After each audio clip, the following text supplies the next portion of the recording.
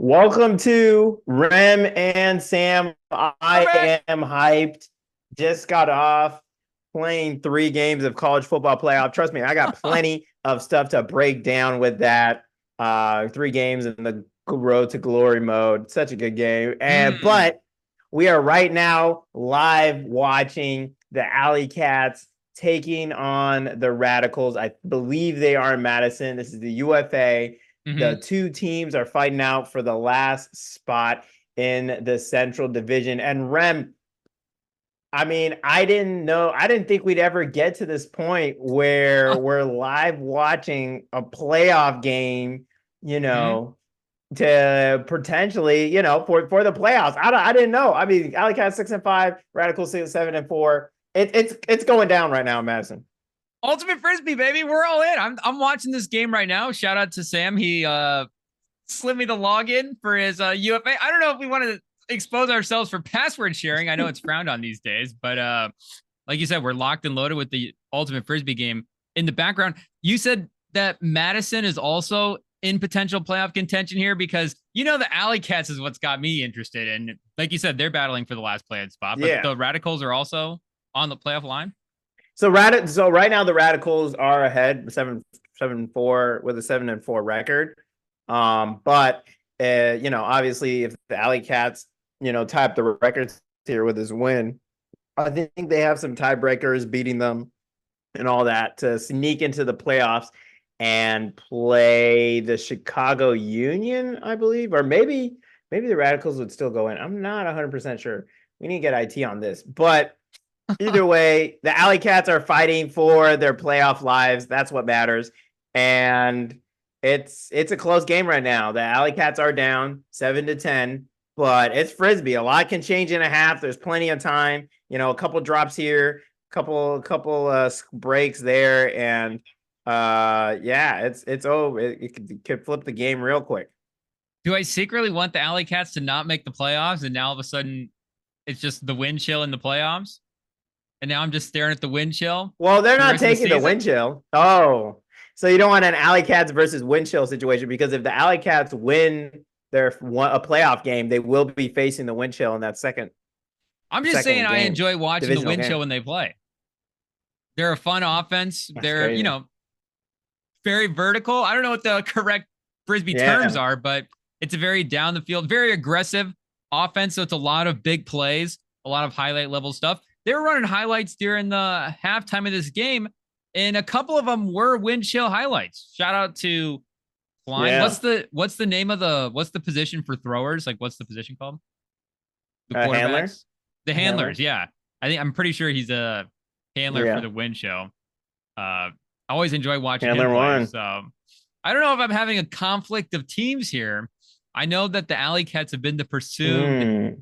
favorite team because of the Indianapolis Colts connection, Indy Alley Cats. But I'm just saying, Now, if I naturally gravitate toward another team, I can't. Am I going to deny myself that happiness?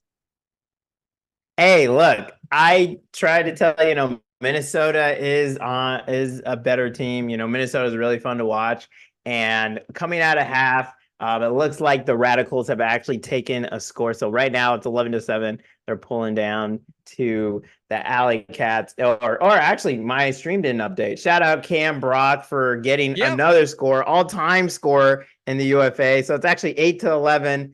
we're back in it, The baby. Alley Cats need to get some defense. It's back and forth. Wait, we have a This is legendary not easy game. legendary player on the Alley Cats, an all-time UFA Yeah, legend. so the guy who caught it, that the bald headed guy, Cam Brock, he has the most goals ever in the UFA. He's right Oh, now. he's I LeBron. We have believe he LeBron. has the record. Yeah, if like LeBron had like zero rings and like I'm not sure. Let's check Cam Brock's UFA record. Let's check It's true. There's no like the random thing. guy in the top scored list for the NBA that I can think of. Yeah. It's not like, because I mean, Well, you get and like also you Vince just play Carter played, forever.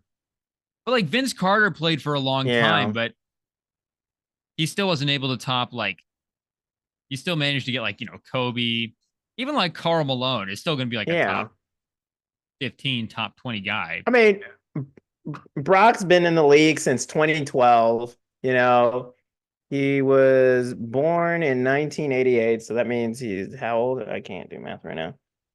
Uh, yeah, that'd put him at 36, which is, decently old for frisbee, especially professional frisbee. Like, oh, whoa, what? Hey, Alley Cat just made a tough dive, took out the guy. Jeez. Hey, Rev's been telling me Alley Cats they lay out. They lay We're out. seeing it in 4K. They lay out. So for the NBA list, you've got Dan Issel at 13, Elvin Hayes at 14, as maybe like a couple like, okay, that guy's probably a little higher on the list than his actual status. But I mean, the rest of it's already pretty solid. You got, obviously we all know the list, but LeBron, Kareem, Karl Malone, Kobe, MJ, Dirk, Wilt, Irving, Moses Malone, KD, Shaq, Carmelo. I guess Carmelo. So yeah, Carmelo, Dan Issel, Elvin Hayes. But I mean, the top 10 is still going to be some version of the top 15 guys of all time. So I don't know. I think maybe Cameron, what's his name? Cameron Brock? Cameron Brock. I think Cameron Brock, we need to reevaluate his legend status. So it's because it's similar to LeBron. Cameron Brock has played his regular season career. He's had 603 goals. That's the league record. But he's also had a league all-time record of points played. So he's played the most games, like points in a game, at 3,204. So he's just played forever. He's beaten out LeBron, right? How old is LeBron? I don't know. But LeBron's 40. Him and LeBron are, yeah. So LeBron's 38, isn't he? I think he was 38. Not. He said he was. He's 39. He's 39. Yeah, so he's 40 December 30th. He's got a couple more years. Yeah, but, real legend for the game. And looks like the Radicals are a little bit running away here with the break. Going up back-to-back scores for the Radicals, unfortunately. 13-8. No bueno. But yeah, your team does have a legend because he's just played forever, like since 2012. I think that's maybe when the team was started. Don't be disrespecting the all-time Alley Cat greats like that. Hey, you're right. You're right. Yeah, he might be the GOAT just because the man played a lot. I mean, come on, give him a break. The man's all-time leading scorer. Because he's played the most ever games, most ever points. What's his points per game average? Can we get a points per game? So he played 32. All right, let's get the calculator. What's Babbitt's points per game? I'm not doing math. I don't know. Yeah, that'd be good. That's an interesting stat, actually. 603 divided by. We need the per game stats on the UFA. Come on, UFA. So he had a percentage of about like 19% of the points he's played. So like possessions he's played, he scored. So almost 20%. One in every 5 possessions he scores. That seems pretty good. Yeah, that's pretty good. Let's get Jeff Babbitt, UFA. For those who don't know, Jeff reigning Babbitt, MVP. Reigning MVP. Back-to-back MVP? No, I think he had only one. 2 and 3? He's not a multi-time MVP yet? Stats per game. Nah. Let's see. Regular season. Okay. Here we go. So he has played. Okay, so it doesn't say. Oh, here we go. Points played. Okay, so he's played 19 points. Said 91 goals. So 91 divided by 1957. So Babbitt, he does have a much lower points per average. He's at about almost 5%. Almost 5%. Wait, so what was he during his MVP season? His MVP season, he had 50 goals. So during his MVP season, that's how many games he played. Wait, I'm reading the wrong thing. Wait, IT help me. IT's helping me out right now. They're saying this is how you. Can we get a fact checker in the room with Sam? Yeah, here we go. Okay, so he was at Get it in, turn it in. 13% for his career. He's at 13% for his career, and then for his MVP season, he was at 22%. 22%. So Cameron Brock has been playing at an MVP level his whole career, is what you're telling me?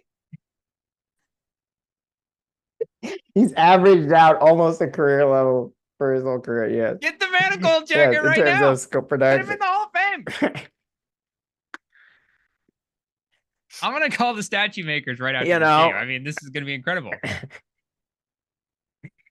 Oh gosh. I don't know. It just doesn't seem like you just don't become the all-time leader in something just because, you got to be good.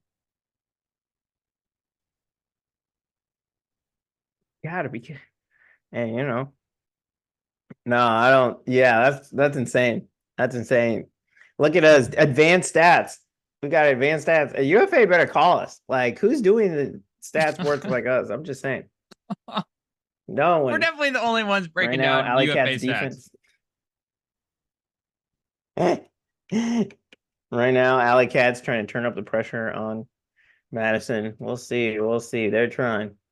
Can we do the alt broadcast? Can we do the Manning cast for UFA? Yeah. UFA What unplugged. I mean, there's another pod that actually is kind of taking that role right now, but we don't talk. It's called Pod Practice. Couple of current players, but Wait, do we need to reach out to the UFA guys? Maybe. Little crossover. Maybe. Who knows? IT, write that down.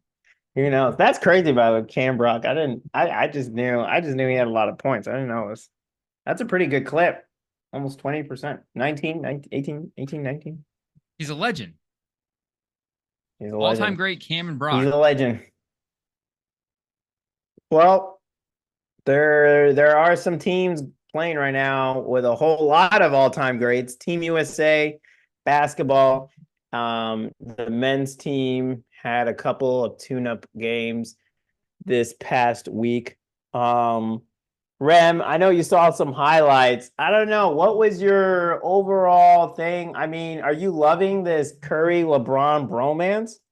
Well, obviously, like I said last week, the biggest concern I had was how do they stop Jokic? And they played Serbia in the exhibition game, and it wasn't necessarily close. And, you get the dynamic with Jokic where like you're saying, Team USA is so overpowered that maybe Jokic is like, I kind of just want to go back to racing horses for the rest of the summer before the league year starts back up and I have to go back to work. So maybe he just is not like as super playoff locked in Jokic as you would get, in a more high level NBA game. So, I just never want to assume too much, even with the team as dominant as Team USA. I don't know if I'm, just Zendaya from Spider-Man and don't want to set myself up for disappointment, but I just never want to assume too much from any team. So when I was saying last week that like, hey, some of these games might be close, and I still think, Jokic in an actual medal game, games that count, might be more locked in. I know there are other teams with, a couple more stars that in a close game, it could be more close, but it definitely feels like this is good. This is going to be a very dominant run from Team USA. Yeah, it is. And I will say that Serbia game, I was watching it live. They had some, like early in the game, they were a little bit close, especially that first quarter. Some of those guards were shooting pretty well. But as they got more tired and just got into their bench, the bench is always going to, of America just showed. Yeah, the bench matchups are really going to shine. But the main problem is that secretly, and not really secretly, anyone who actually watches these games will quickly see that AD it should be starting. He is by far the best big man on this team, and it's not even close. And it's kind of crazy that Joel is actually playing sometimes. I mean, he's just in the first game against Canada, fouls out in like a first quarter, maybe a little bit later, but he fouls out definitely in the first half.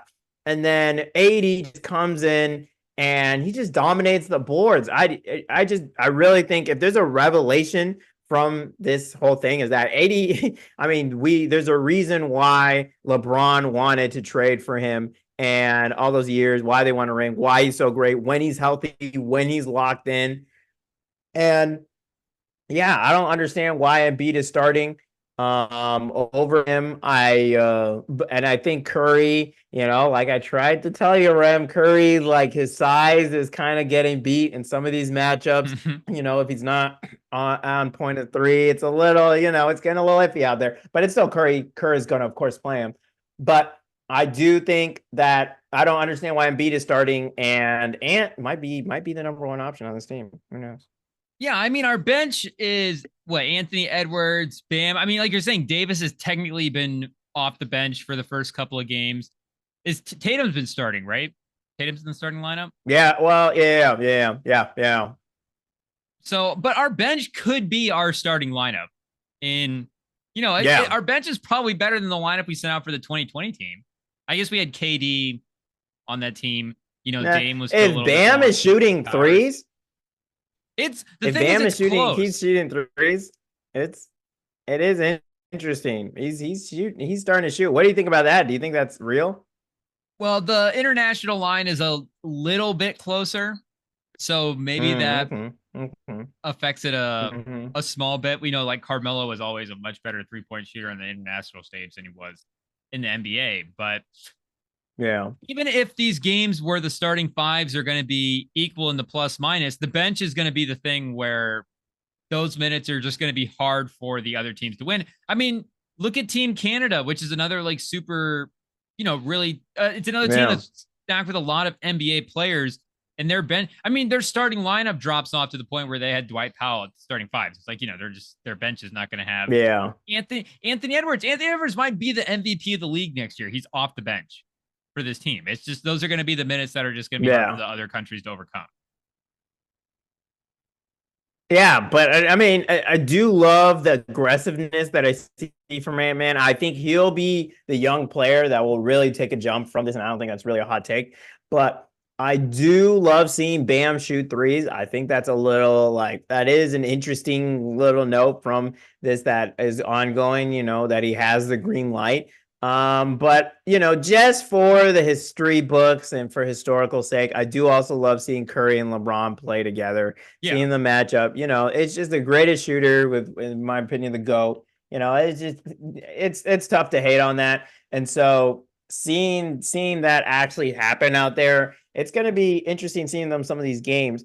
But watching these games and watching a little bit of Canada against France, I think it's pretty clear that Canada is the non-USA team to beat. France, the guard play, they have one really fast guard, but he's pretty much a non-shooter out there. And I don't remember, but he was really fast. He crossed someone up really bad, but he just doesn't look to score at all. Who else? There, Fournier, he's trying his best. But I mean, it's just pretty much Gobert and Wemby out there, trying to make things happen. And it does not look good. I'm not going to lie. I mean, shout out Wemby for trying his best. Again, dealing with bad guard play. But shooting of the Spurs it's going to be, I mean, and then you have Bilal playing big minutes.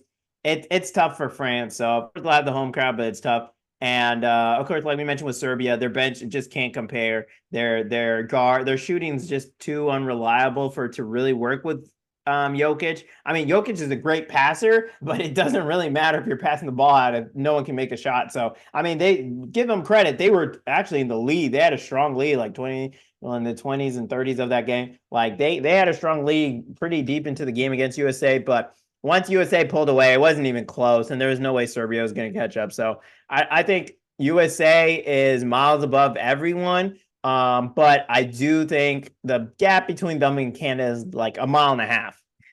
It is a little closer than everyone else.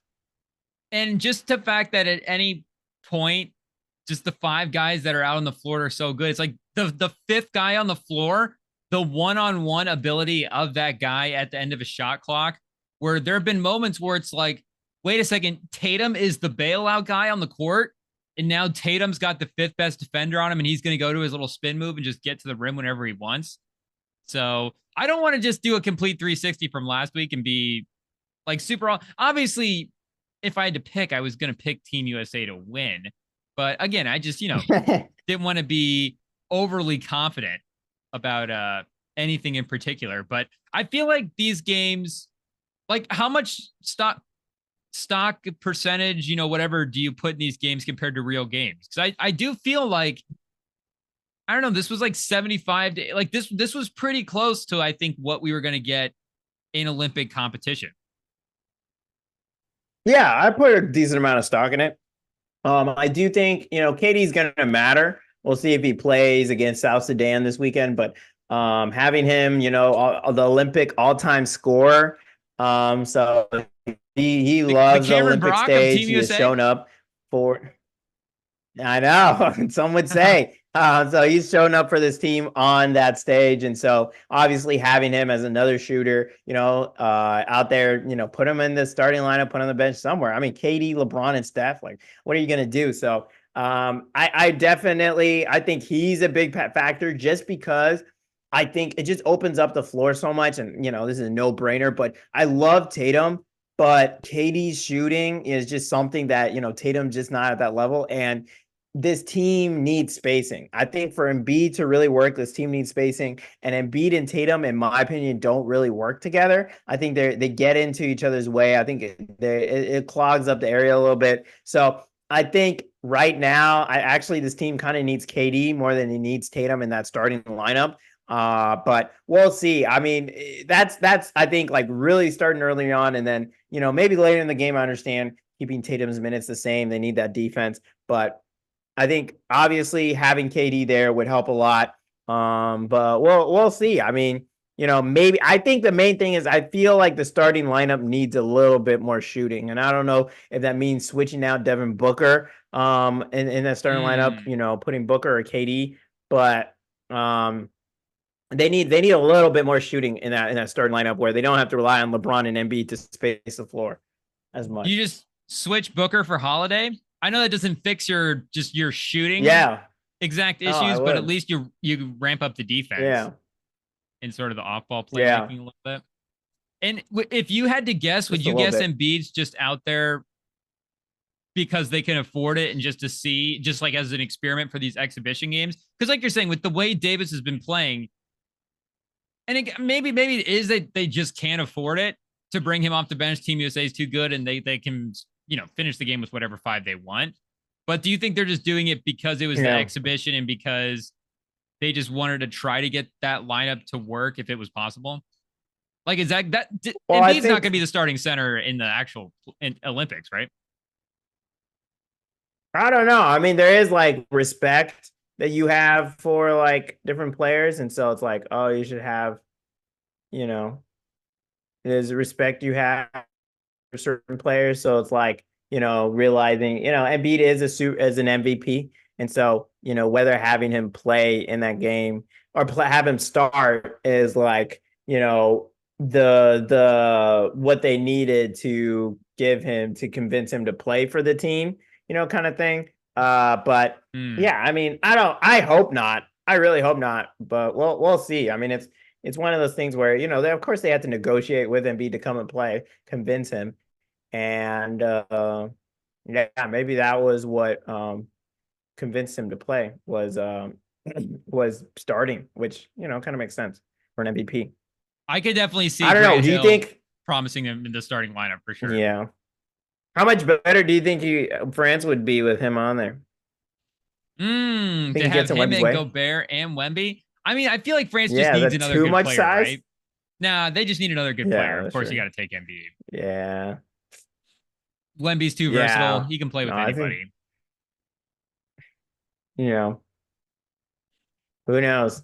But it is nice to see Wemby taking threes regularly, though, because they don't have much better options. But who do you think also has a not higher... to be a Debbie Downer?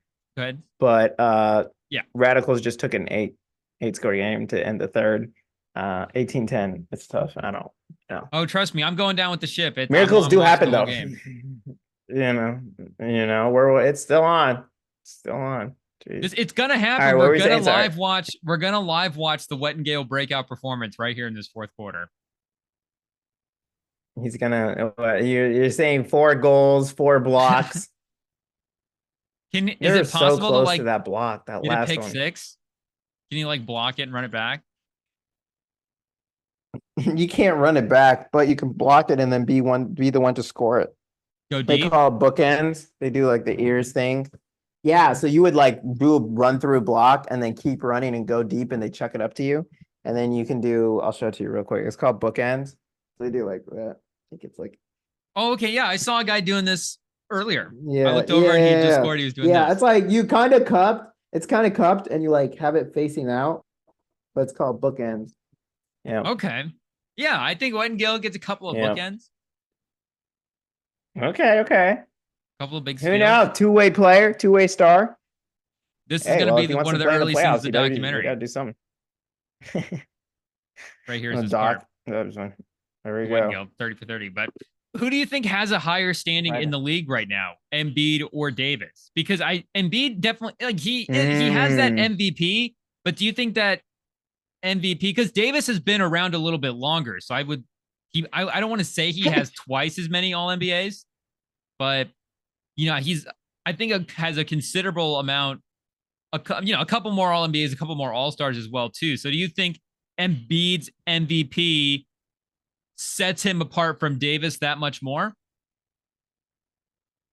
I think, yes. I mean, I think that's one. I think also him being the number one option on a playoff team, I think that matters too in terms of where you see respect around the league. I think people generally consider Embiid better than AD, just also because AD is kind of under LeBron's shadow, and as much as we want to, chances are he is maybe a better player, but we just never seen him be the focal guy on a team. And Embiid has done that. Has he ever gotten past the second round? No, but he has been the main guy for a team. We've seen him really score on a ridiculous level, leading the league. And AD has put up all-time stats. I think, what is he, like third best PR all time or something? There's some great Yeah, stat. he's like top 5, number one in, but he is, so Embiid is 5-time All NBA. AD yeah. is I am looking. 5-time All NBA. The And resumes are a then little bit AD closer is, than I yeah, thought 7-time initially. All-Star for Embiid, 9-time for AD. Only two 9 time for more AD. All-Stars. Yeah. So you might be right. I think maybe Embiid does have that little bit of an extra bump because that is Yeah. a little bit closer. Is Embiid on the 75th anniversary team? He's not. Davis is on the 75th anniversary Yeah, team. yeah. Yeah. But he hadn't gotten his MVP by then, He hadn't, oh my gosh. Radical's Davis as well about to too. get another 2012 break. draft. Embiid was the 2014 draft, but Embiid had a couple of seasons where he didn't play, so doesn't really start Exactly. impacting the league until the 2016 season, which can throw my timeline off a little bit. But 5-time all defense for AD, only 3 for Joel. 2-time scoring champ though. Yeah, I don't. Yeah, Couple of but 30-point seasons. AD is 3-time block champ though, and he's an actual champ too.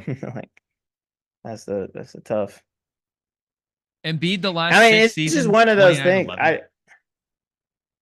I think Embiid, he is a better player when he's the only guy on the team, the only star on the team. And so I think AD is just better with other stars around him, which is what he's been doing with the Lakers. I mean, that's he's been great in that role, making his living on defense and playing off of other players. And Embiid hasn't really played off of other players. But it is interesting to see him struggle, even though there are other stars there. I mean, it's kind of, yeah. I mean, he's kind of got to figure out what's going on, but So does yeah, that make you? I don't know. He's just got to adjust to the. What were you saying? Does that make you more confident in the Paul George fit next to Embiid as a guy who's like can be kind of an off-ball guy, a little more Well, like a superstar role player? yeah. Yeah, I do. And something I forgot to mention was the NBA refs too. I mean, he'll be playing against next to Paul George with NBA refs. So I think the Mm. thing what I meant to mention those dealing with those FIBA refs who are gonna allow more contact, allow more stuff to happen, is why another reason why was struggling, which we saw in that first quarter. But yeah, I mean, I do think Paul George fits really well with this team, and yeah, I'm really excited for the 76ers. That's why I was saying they're, in my opinion, the second best team in that league, in the East. Wait, did he And do get the you? bookends? Uh-oh. Uh-oh. I Uh-oh. think the wrong team got a bookends. Yeah, the Radicals player just dove for it, ran to the end zone, and caught it over a guy, roofed him, to get the 10-point lead for the Radicals. It's Yeah. 20-10. Jeez, Wait, of do course, they play to us? Do they like stop the game at a score, yeah. or do they just keep going to the end? No, they keep going till time in professional. In club, they go to like 13 or 15. Oh, okay. But So in I'm not crazy. professional, it's just to a time, yeah. No, you're not. But So that so means there's this still is time on the clock. Oh my gosh, what throw was that? The Alley Cats are sinking. so this is There's objectively a what bad game was because I have not seen a team like go maybe past like 25 on a UFA score. So I was like, do they just play to 21? Like, how does this work? Nope. Nope. They Are could, they oh gonna my mercy rule gosh. the Alley They Cats? don't even, yikes. I will say the Madison Radicals are more athletic. They are they're yeah, they're just more agile, and the Alley Cats are just falling apart. Is this a third or fourth straight break? I don't even know what Hmm. this is mental stuff. That deep throw out to who knows who was just mental mistakes by the Alley Cats. They're just not. I mean, look at that. That's a mental mistake. Like can't I mean, no the mental guy toughness. for the That's Alley Cats is taking his hat off and rubbing his head. That's usually a sign that your team's not going to make the playoffs. yeah, He's going to be yeah. I requesting a mean trade in the that's a offseason. that he might as well have had the Gatorade towel over his head. Like, and geez, you know it's over. He's going to go to Oh, Walmart I don't tomorrow and be know. like, This "Can I is get a this transfer to New York?" not Walmart. These guys actually got some money. Frisbee is expensive, man. You gotta JP a Morgan. lot of What them big are like companies are in Indy? doctors and stuff. Hmm. I don't know. He's moving his practice There are to the hospitals now. coast. Oh, is that a Anyway, score? Did we um, cut it back to 10? The maybe Alley I'm Cats behind. hanging around. Hey, look, I mean, they're supposed to score though, That's literally their job. They had given up like 4 or 5 scores. Yeah, I think that's like giving up a touchdown when you're up 40.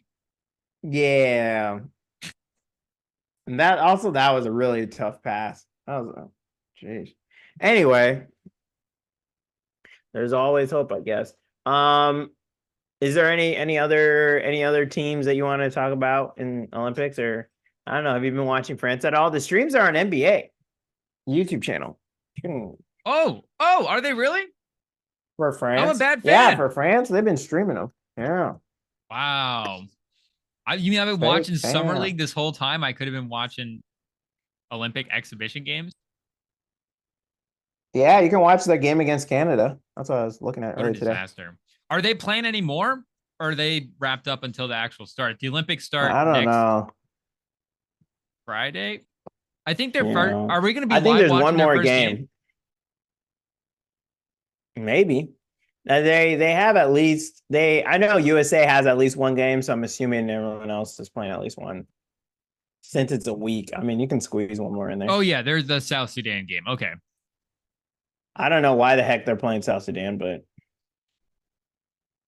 Are we in the same division? I don't. I think we might be. Okay, the But first game for the Olympics start on the 26th, either the opening ceremony or the first like events. I'm not sure which one, but some part of the Olympics start on the 26th. But the first game for the men's basketball for Team USA is on the Oh my 28th. gosh. Yeah.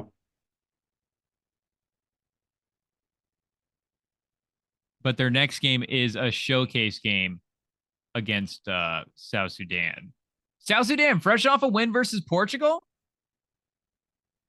Luol Deng, assistant coach. Yeah, Luol Deng is. I think I have JT Thor. They got some ballers. Whoa. I'm surprised the South Sudan team is not a little bit more like the French team. The game's gonna be on Fox. Newest team in the world. One of the newest countries. Oh, it's tomorrow. Tomorrow Yeah. afternoon on Fox. Okay. Today when you guys are listening to this? Nice. Yeah. I'll be watching it. I'll be locked in. You wanna sadly see a beatdown.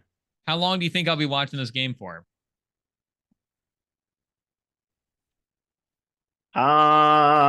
Maybe the first quarter. I mean, they're gonna 25 have minutes of like real time. their bench guys are all stars. So even if it is like a beatdown, you're gonna it's still worth How watching. will JT Thor handle a double team? Is the question. Just trap JT Thor, and we're good to go. Let me see who else is on this team. They have a couple. Wenyan Gabriel. Wenyan Gabriel. Oh yeah. Also that the guy getting drafted next year, Kaman Malak. Kaman Lamak. I think he's on he's gonna. Yeah, he's on Duke. He's like this big center on Duke that's gonna play next year. Oh, 5-star guy. Also shout out Peter Jock from Also shout out Peter Jock from Iowa. Yeah, he's on the team. I had a lot of Peter Jock stock back in the day. Bull. Yeah. He's out. JT. Team USA is lucky. Imagine if they had to go up against Bull and JT Thor. Now, Kaman Malak, he's like a pretty high draft pick. He's like 7'2" center. Yeah. Oh, he's not listed on this South Sudan. Oh, I guess he's not playing. Yeah, he's gonna be, I think he's projected like top. He's a lottery. He's going to Duke this year. Yeah. You Duke commit playing with Cooper Flag. Part of the Cooper Flag lineup? Yeah. It's gonna be crazy. Oh, wait, that's class of 2024. Okay. I'm looking at class of 2025. Yeah, number 4 overall recruit. Yeah. On 24/7 Sports. Yikes. The game's getting a yikes for Alley Cat, so they're doing live looks at other games. Seattle taking on the Salt Lake Shred. You want to see a really high-level game. Those are some 2 8-2 teams who will probably be duking it out. Peter Jacques and Mariel Shayok, both on this team. Yeah. Both guys that played in the college basketball. They made the Olympics. In the state of Iowa, and I have a lot of stock in. Yeah, that's a solid team.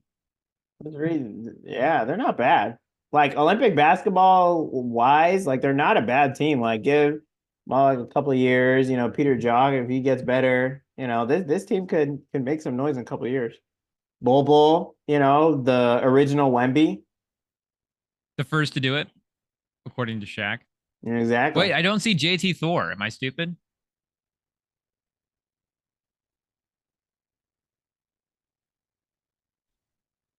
I don't see their best player. Who? JT Thor? I don't know. I thought he was, but I guess he might not be. Didn't make the team. The team's too good.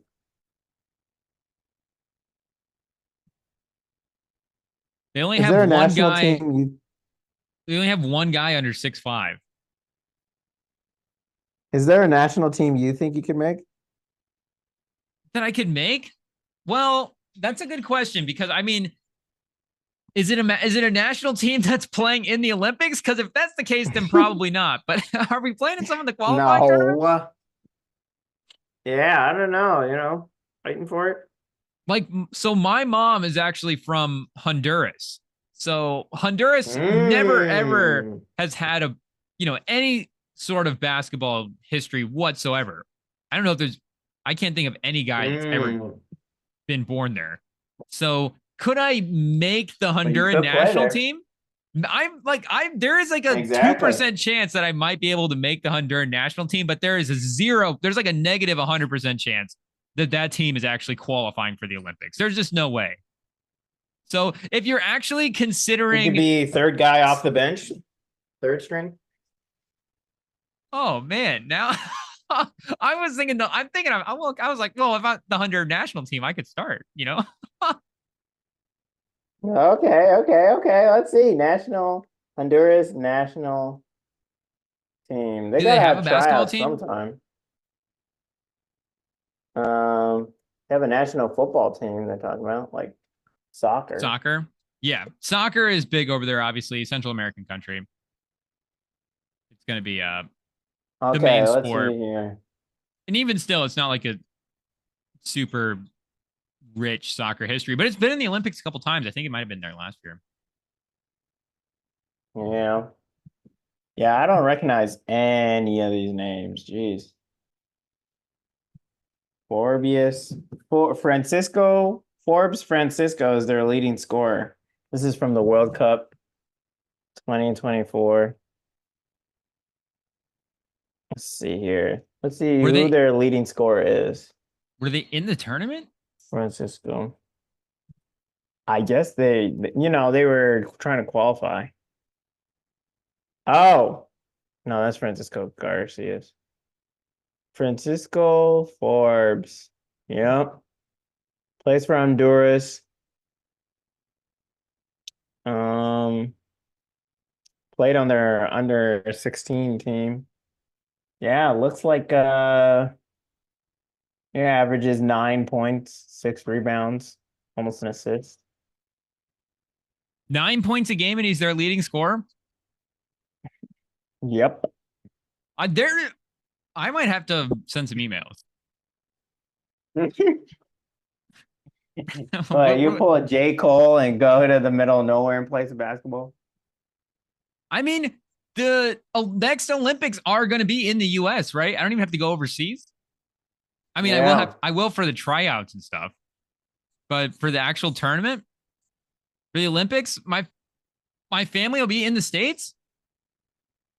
I'll just be in LA, Dallas, wherever. So it looks like he does play in this. He was draft eligible in 2021, did not play at all. Yeah, all I can get is him on the national team.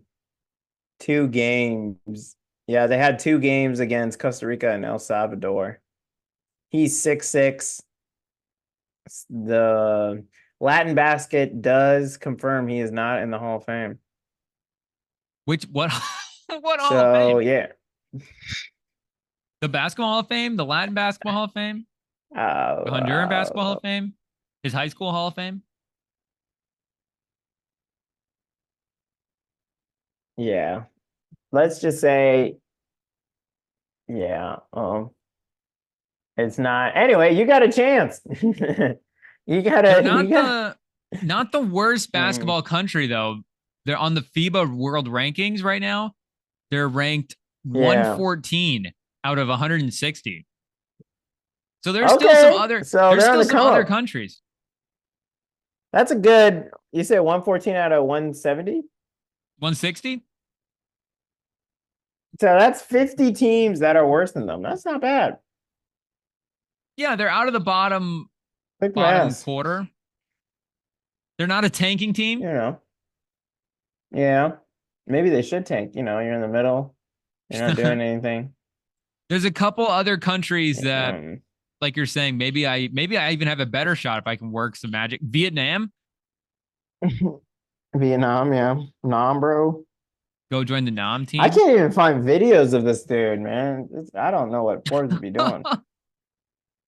Tanzania, my Is cousin's this over guy in real? Tanzania right now. Like, oh, Tanzania. They're 148 out of Jeez. 160. Oh, Haiti, Oh, the Haitian. Do dang you it. think? I thought the Do you Alley think we Cats can had a make? break chance. Do you think we can make the Haitian national basketball team? They're ranked 158 out of 160 right Maybe. now. I don't think they have a ton of resources to pump into the basketball program. Yeah. Hey, look, didn't they just have an earthquake or they just had something? How many points a game are you putting up on the They Haitian just national had team? in the corner, just What? shooting threes. They might retire your jersey, low key.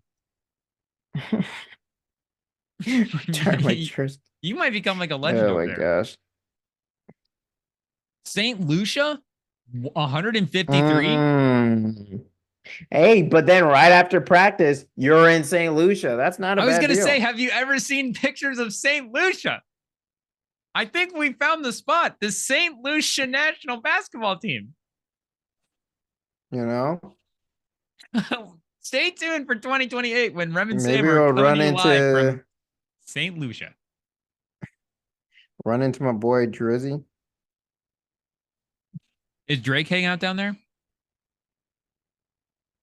Maybe. Shout out to the Alley Cats trying to close the Where's gap Turks and here Caicos? on a break chance. Yeah. What's the score? I've had to look away. It's too Yeah, brutal. don't look. It's 11 to less than 2 minutes. You know, this is like when you bring in the third strings and it's like, oh, they're hitting a couple threes. What's going on here? Where was this And all it's game? like, oh, okay. Exactly. Oh, jeez. It's like, well, I don't think the other team wasn't playing like they were up by 40 points the whole time. Do we need the Radicals to lock back in and continue to kill us? Because they'll do that. No, they're not. Anyway, going to Summer League. An interesting storyline. Jaylen Brown caught on camera saying that Bronny is not a pro. Bronny comes out, scores, I think 13, 6, and 5 or something. He had a great game. After those comments. Who was he playing? I just love all these graphics with points of Bronny. It's kind of crazy. How IT says often. that there is but it looks there's no NBA players from Honduras or St. Lucia. Yeah, and that's not spreading. Just to double check. It looks like Bronny, more bets have been placed on Bronny to win Rookie of the Year than any other player. So, whoa. But yeah, last night Lakers beat the Hawks. Bronny had 12 points. He made just 22% of his shots, 7 of 31, 0 of 15 from 3. Was that the first two games? Had made just through his first 4 Summer League appearances. Jeez. So that would include like the early Summer Leagues, not the Vegas one. Yeah. But now taking Wednesdays, performance into account is 28% from the floor and 10% from 3, averaging 5-3, 101. It's just one of those things where I'm not gonna really care about Summer League because we've just seen it all the time. Trae Young struggled, like other players. Jaylen Brown had a worse shooting percentage, and now he's a Finals MVP. Like, I don't really care. Now, what I do care about is the public putting more bets on him than Zach Edey. I mean, that's kind of crazy, isn't it, Rem? So I think those numbers are a little bit off. I think he's like up to like 8 points a game with the last couple of performances. Yeah. So I was going through and I was looking at all the first time or like the first year players for Summer League, because there's a couple of guys that get like the rookie label, but that's just because they've never played in an NBA game before. But it's like, they've been around in the G League and they've been in a couple of Summer Leagues, so it's still like they've got some NBA experience. But like the actual rookie guys, there are 3 guys scoring 20 points a game right now for Summer League. You've got Connect, Matas, and Reed Shepherd, and then a handful of other guys playing really well as well too. Khalil Ware's at 17 a game. Carlton's at 16 a game. Trey Alexander at 16 Shout a out game. Ron Khalil Ware, Hollins. Yeah, Khalil Ware is playing really, really well. I think that him even and though Bam he doesn't know combo. his NBA history. I think it could be pretty fun. But it's not like I think, watching Bronny the last couple of games, I actually have more confidence in him as a potential NBA player now Mm, than I did before because I always thought he was an NBA athlete. And I did really like the shooting touch as well, too. But you'd always pointed out is that the size and on defense, like, how is that going to matter? So that was going to be the thing for me to really watch in Summer League is does he just look too small on the court? And you watch yeah. him move around athletically. He's clearly an NBA athlete. And again, you watch the shooting touch, like even the shots that he was missing in some of those early Summer League games, the misses were like really good misses, soft off the, like just good Yeah. misses that you can tell were from somebody that knows how to shoot. And to me, it felt a Mm, little mental almost. That was like, hey, if there's like a little bit of pressure on him to kind of hit these shots. And it's going to be more pressure on him as well, too, compared to the other guys. So I don't know if like I said, there's been other rookies that have been performing really well, but this class was already kind of a class that people were skeptical on. And I don't think it's been a class where there's been like a huge wave of talent that we're like, okay, this class is like maybe a step up from what we thought. And we have to remember, I think we have to evaluate him as, he's the 55th pick in the draft, the second round pick. And I think for that, he's been a really promising developmental prospect. Again, you've seen the athleticism and you've seen the shooting stroke.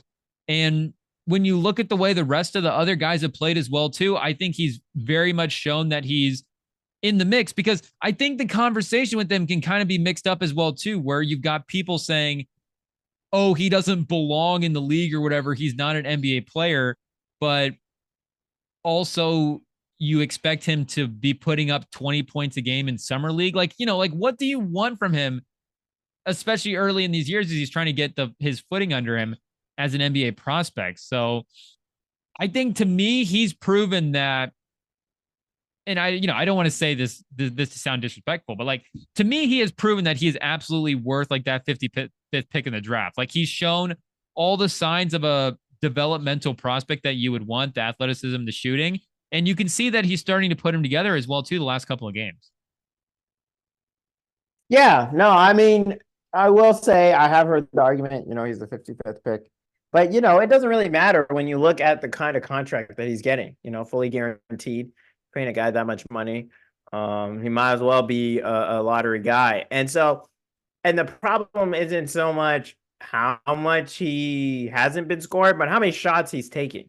He's taking a lot of shots for a second round pick. And that's just because of his name, because of who he is.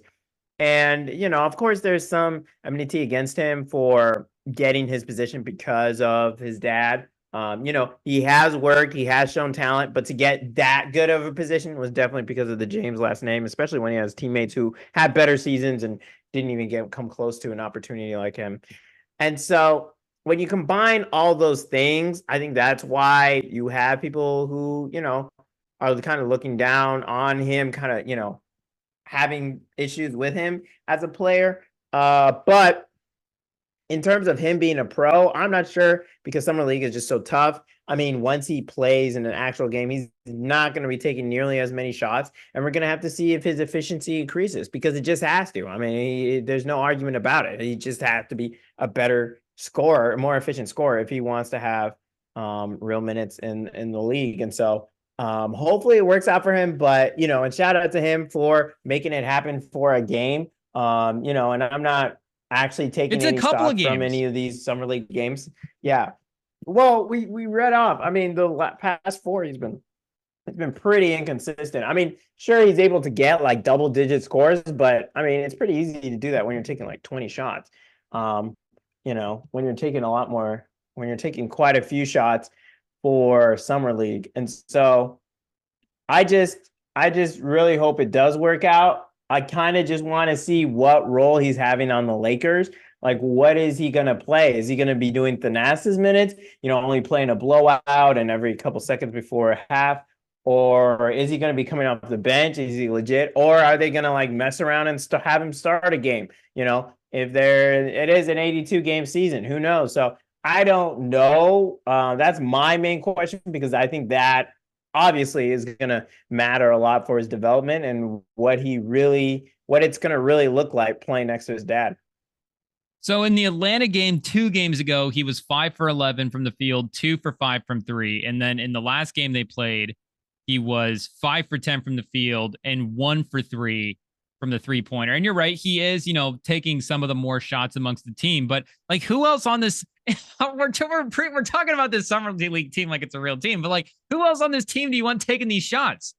Like, it's not like they have stacked with like a bunch of other high level prospects to potentially, bring in as developmental guys. Like, they made their peace with their developmental guys being Dalton Knecht and Bronny James. And Dalton Knecht is leading summer league in scoring right now. Like, he's been an absolutely fantastic pick.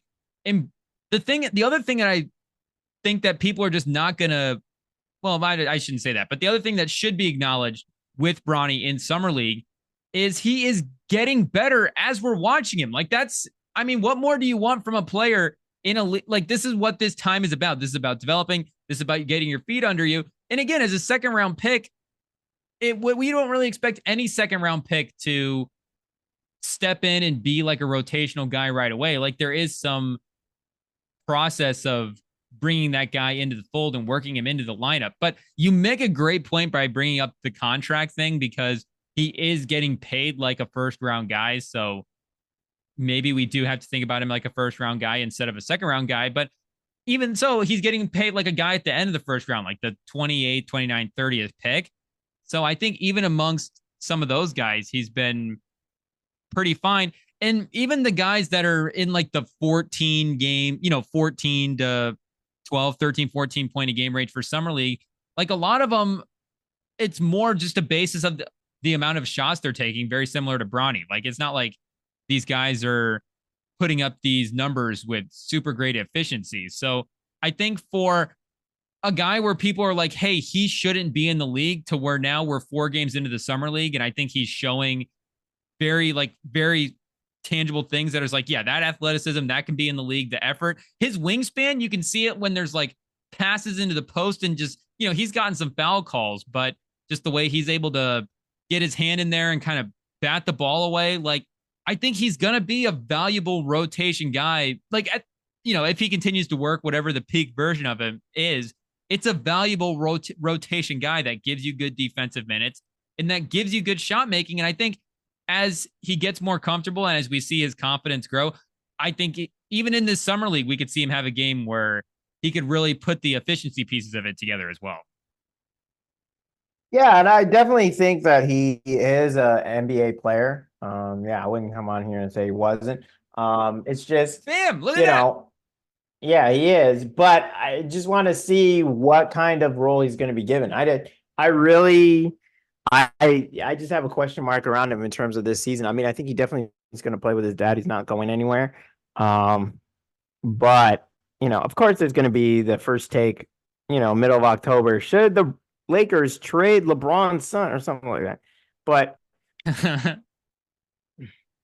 I'm just wondering, what is the ceiling that we realistically have for this kid? And, summer league is a tough place to see where it is, but what I'm most interested in is seeing how good is Bronny in the league? Like, how good can he be? And, from right now, what we're seeing is, maybe a little bit inefficient in scoring.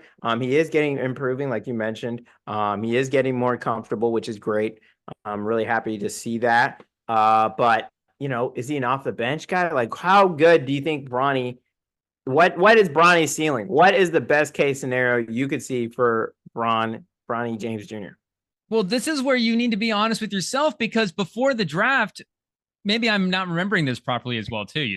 Forgive me if I'm not, but I feel like before the draft, you were a little bit more on the camp where like maybe if we're just drafting this purely on the basis of talent, like Bronny James probably shouldn't be drafted at the 55th pick. And again, now we're in summer league.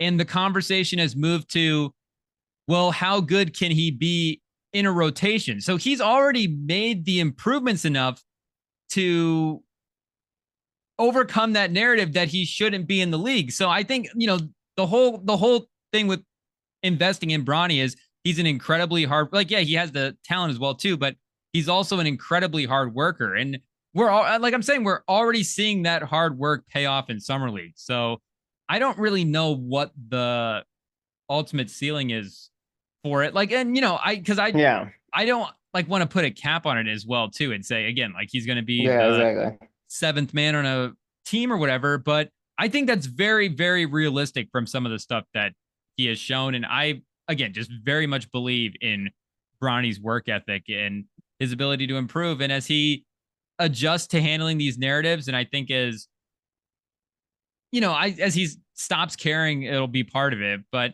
as he just gets more comfortable with being like, hey, the noise is going to be the noise, and I'm just going to have to go out there and play my game. And I think that's just going to be a bit easier for him. And I think as well, too, getting him in a situation where he's not taking as many shots and maybe playing more off the ball and just focusing on, the spot up shooting, I think really could help him improve that efficiency as well, too. We're saying they're they're giving him that green light to take those, like they want him to take these shots. Yeah. They've invested that draft pick in him to do it. So I don't know if this is the best case scenario for Bronny Summer League, but to me, this is like he's showing all the signs from, I'll stop saying a second round pick as well too. Like from the end of the first round guy, I think these are very encouraging signs going forward. And I think he's already proving people wrong with the way that he's playing. Yeah, we'll see. I am excited to see him in the league. I am happy to see him bounce back. You hear criticism and you take it to the chin, and love to see him improve. And we'll see. There is, for me, it's tempered optimism. We'll see how he ends up. And also I totally forgot, shout out WNBA weekend skills challenge is going on right now. It looks like, actually Dreams Gray won it. I'm not gonna lie, I'm trying to Alicia Gray beating out Sophie Cunningham for the All-Star Challenge. So yeah, out of Atlanta. Okay, wait. Looks like she used her speed to win. I just threw it on. Is this the dunk contest? When are they doing the dunk contest? Maybe. Anyway.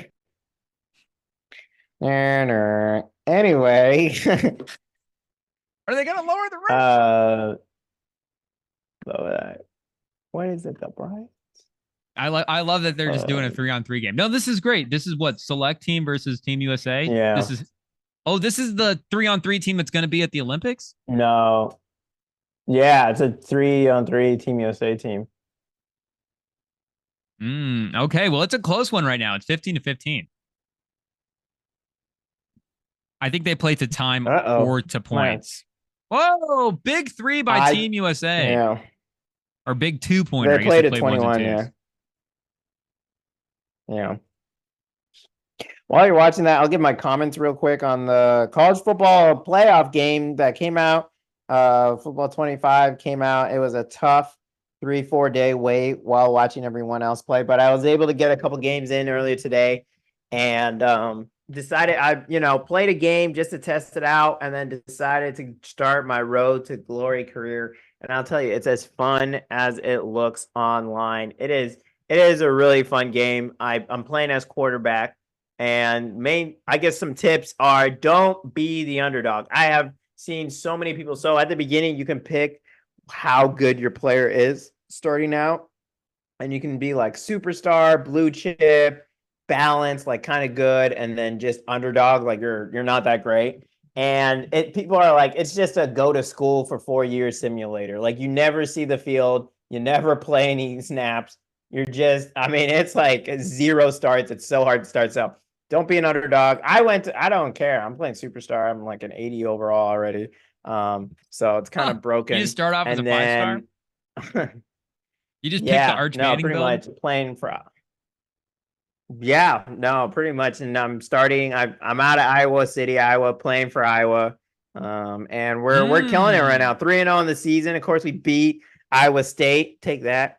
And I think we played Troy and some other at a conference game. And so now I have another rivalry game against Minnesota, and then we'll start conference play. So shout out to that. Also, a funny part of the game, I sent Rem some. You can. There's some of the texts include texting some girls, some women on campus, some of the local people, and I don't know. You can mess it up. You can get blocked.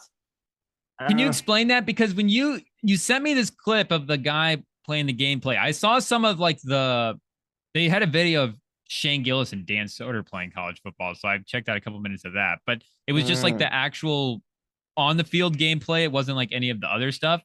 But you sent me this thing that I thought it was just like an Xbox live chat.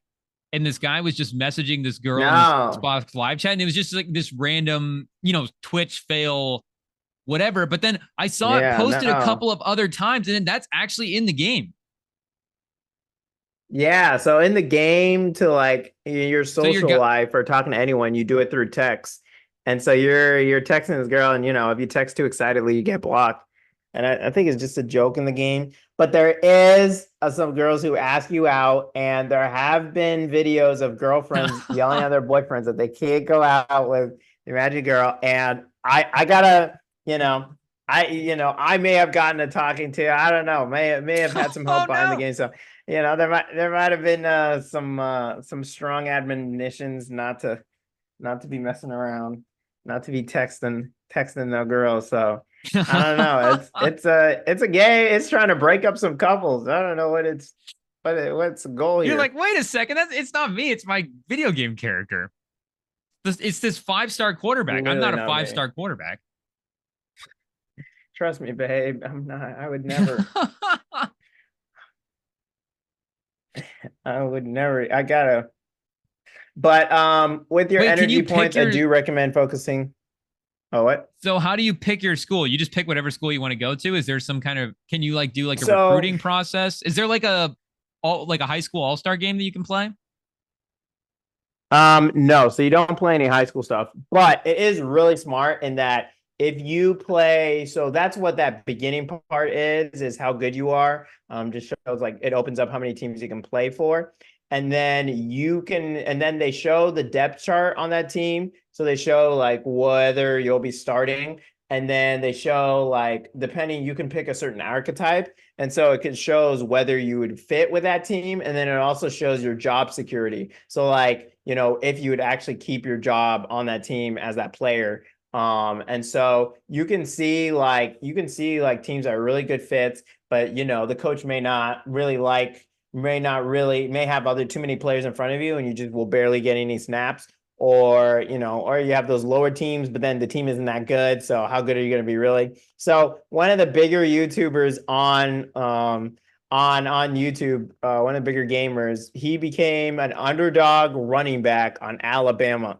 So, he fit really well with the team, but he was a 60 overall and never saw the field because he's an underdog, and so there's no way he was going to play. Like there's whole season, you just never play. But the only reason you go there is for the reps and then transfer out to a smaller school. Exactly. So you can go, so you can look for the position fit, whether you'll actually play, and then how much the coach will actually like you, or whether you have a chance to play. So it's pretty smart because, the lower ranked teams, everyone wants you, but then how good are you really? So a shout out to Iowa. They were a 4-star team. They do rank the teams by stars. Shout out to Iowa, a 4-star team. Iowa's kind of on the rise. Also, Kansas, the ratings are pretty high for both teams and really similar. Like they're both 82 overall teams. So shout out to Iowa and Kansas. Of course, I could have gone and played with Michigan. They don't really have a quarterback, but I couldn't do that. Yeah, we need do that for him. I couldn't give him the satisfaction. I couldn't, But hey, that's what I'm telling you. You got to get the game, man. You quarterbacking for Michigan. It's a perfect year for it. Oh, now that you say it that way, I didn't even put all those pieces together, because this is about as close as Michigan. This is about as close as I've gotten to wanting to go dip my toes back into video game world. And by the way, shout out to Alex Orji as well, too. That's his name, and he is probably going to be the starting quarterback at Michigan this year. And I have high hopes for him. Super athlete, very dynamic playmaker. But I mean, in terms of the video game status, of course, you're just going to, in theory, I would take over Michigan just because it's not my favorite team, not because I'd want to replace Alex Orji. Again, shout out to our guy. Oh, sure. But sure. Again, this is about as close as I've gotten to wanting to get a video game again, because so one of the old jobs that I had like a video game area in the lounge. It was a trampoline park, and it had a lounge area, and we used to do like special events where we had video game tournaments. But then after a while, that just kind of ran its course, and the boss was cleaning out a couple of them, and he just gave me one of the consoles. So I had one of the Xbox Ones for a while, and after a while, I was like, okay, I have to eventually put this thing away and actually go do something. And since then, you always keep playing, they've released another they've released another console, and now the NCAA doesn't go on that console. So now it's honestly a good thing, because I would just waste too much time, and I just don't have the funds to, drop the bag on a console like that, because I'd have to get both. I'd have to get the console and the game. Yeah.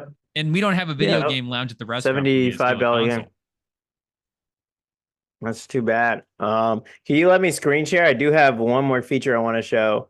So thankfully, something different from matting is that the crowd noise actually matters, which is another thing from it. So the stadium pulse.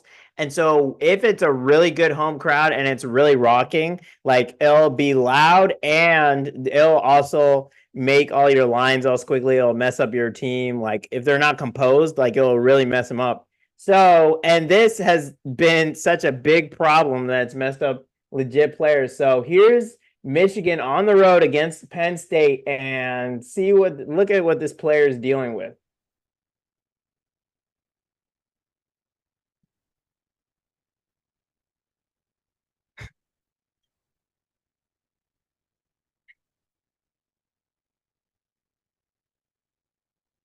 Penn State is one of the more electric college football environments, so that's going to be a crazy example. It's so real. Did you not hear it? Oh, my bad. I thought you were listening. Cruddy. No, wait. Oh, dang it. Wait. You need to share it with sound. Yeah, my bad. Okay, let's try this again. Okay, so let's try this again. Penn State is. I got hoes.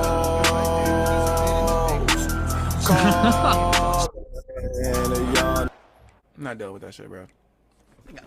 I'm tired of playing at Penn State. Keep playing at Penn State. All them goddamn squiggly lines, bone bomb in my ear, man. I'm tired of that shit. Trust me, that wasn't in the trailer. That's yeah. It's loud. It's really loud. I mean, it's not that loud. I think someone put the song over it. But I don't know. Some people got jump scared. I don't know. It's just, especially with it being a rivalry game, night, it can get really loud. But the main problem is also the squiggly lines. Like they don't know. No one knows what the heck they're doing. Like if they have a question mark over their head, they're just uncomposed. So just that wasn't a commercial. That was someone who really quit the game because it was just the atmosphere was a little too real. So that was better than a commercial, in my opinion. I will say we're done. NCAA game, they paid such great attention to the details. They've got was that the Penn State crowd in white, but the Michigan whiteout.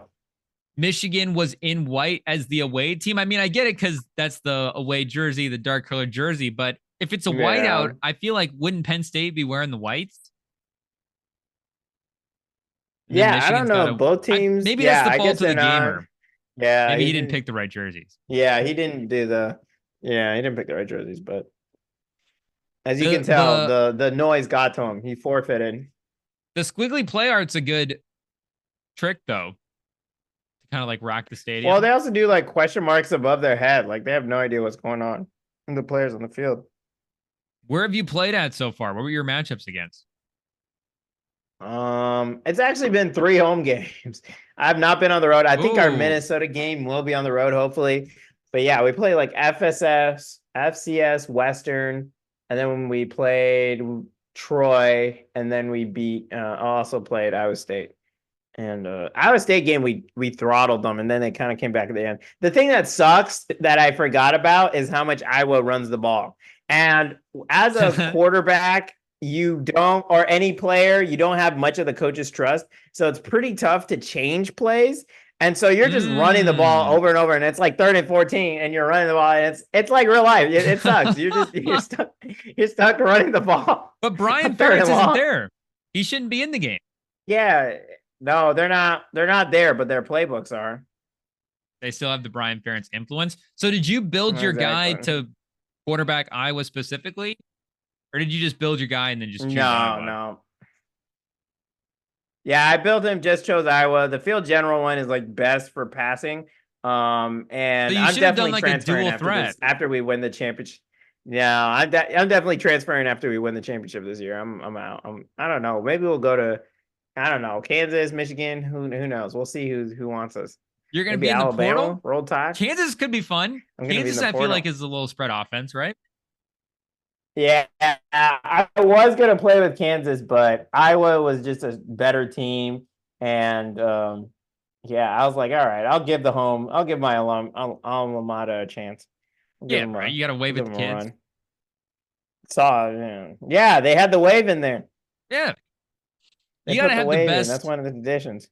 I mean, even as a non-Iowa fan, everybody can agree that's one of the best traditions in college football. So it's got to be included in the game automatically. But does St. Lucia have a college team? Can you go transfer to St. Lucia? Play college down there. Hawaii? You could go to Hawaii. Actually, me? No, I don't know. Oh, Rainbow Warriors. Yeah, maybe. But I'm trying to win chips every year, though. You know what I'm saying? USC? We got to be a good team. Okay, Lincoln Riley, go play. Oh, USC could be good. That could be passing. Fun. You're right. Okay, Number one overall slinging it, just left or right. I think if you do get Madden 25, you can do the whole port over thing, so you can port your player over from college football into Madden. You can they did. Yeah, you used to be able to do that on the old ones too. You used to be able to port it over, and you can still do it now. You can port. I never had any over. We never did I guess I don't know. We just never did online or anything like that. So just pop in the game and play the game. And we never played modes really that much either. We just played straight up games against each other. It was always the most fun. So you went straight for the player mode. Isn't there a My Team mode as well too? Where you get the cards? Yeah. I haven't watched it too much.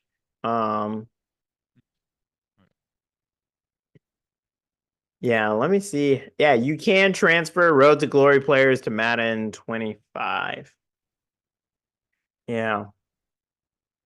After they retire from depending on the academic performance. Yeah, you have to be good in school. You have to be able to actually graduate. Yeah, you can. So yeah, you can export your player from Road to Glory to Madden. So are you going to get Madden and do that? No, because I don't like Madden that much. I like this college game a lot more than Madden. Last couple of years of Madden have been kind of rough. I've heard the gameplay is really good as well too. Some of the actual on the field movements, the players. Yeah, shout out to this game. I know I don't know football good enough to actually care, or to actually do it. But for people, it's actually pretty smart. You can do shell coverages, you can disguise stuff. Again, like we mentioned, the stadium has a huge effect on the game and your composure as well. There's a lot more abilities that can clash up against each other. You could go to LSU. You can go to any team. I do think their practices are a little bit simplified. Yeah, you only get a couple choices for practices. But I do like the balance of their energy points. Yeah, I think it's a pretty it does do a good job of really incorporating academics into it all. Maybe a little too much for bad players who never see the field. That's all they do is hit the books. You need to Because make a then you have to player where like you wonder if skip out on classes. what were you saying? You need to make a player where you're just like a party animal. You need to make a Gronk. I'm not saying that Gronk didn't go to school, but you need to make somebody that's slack.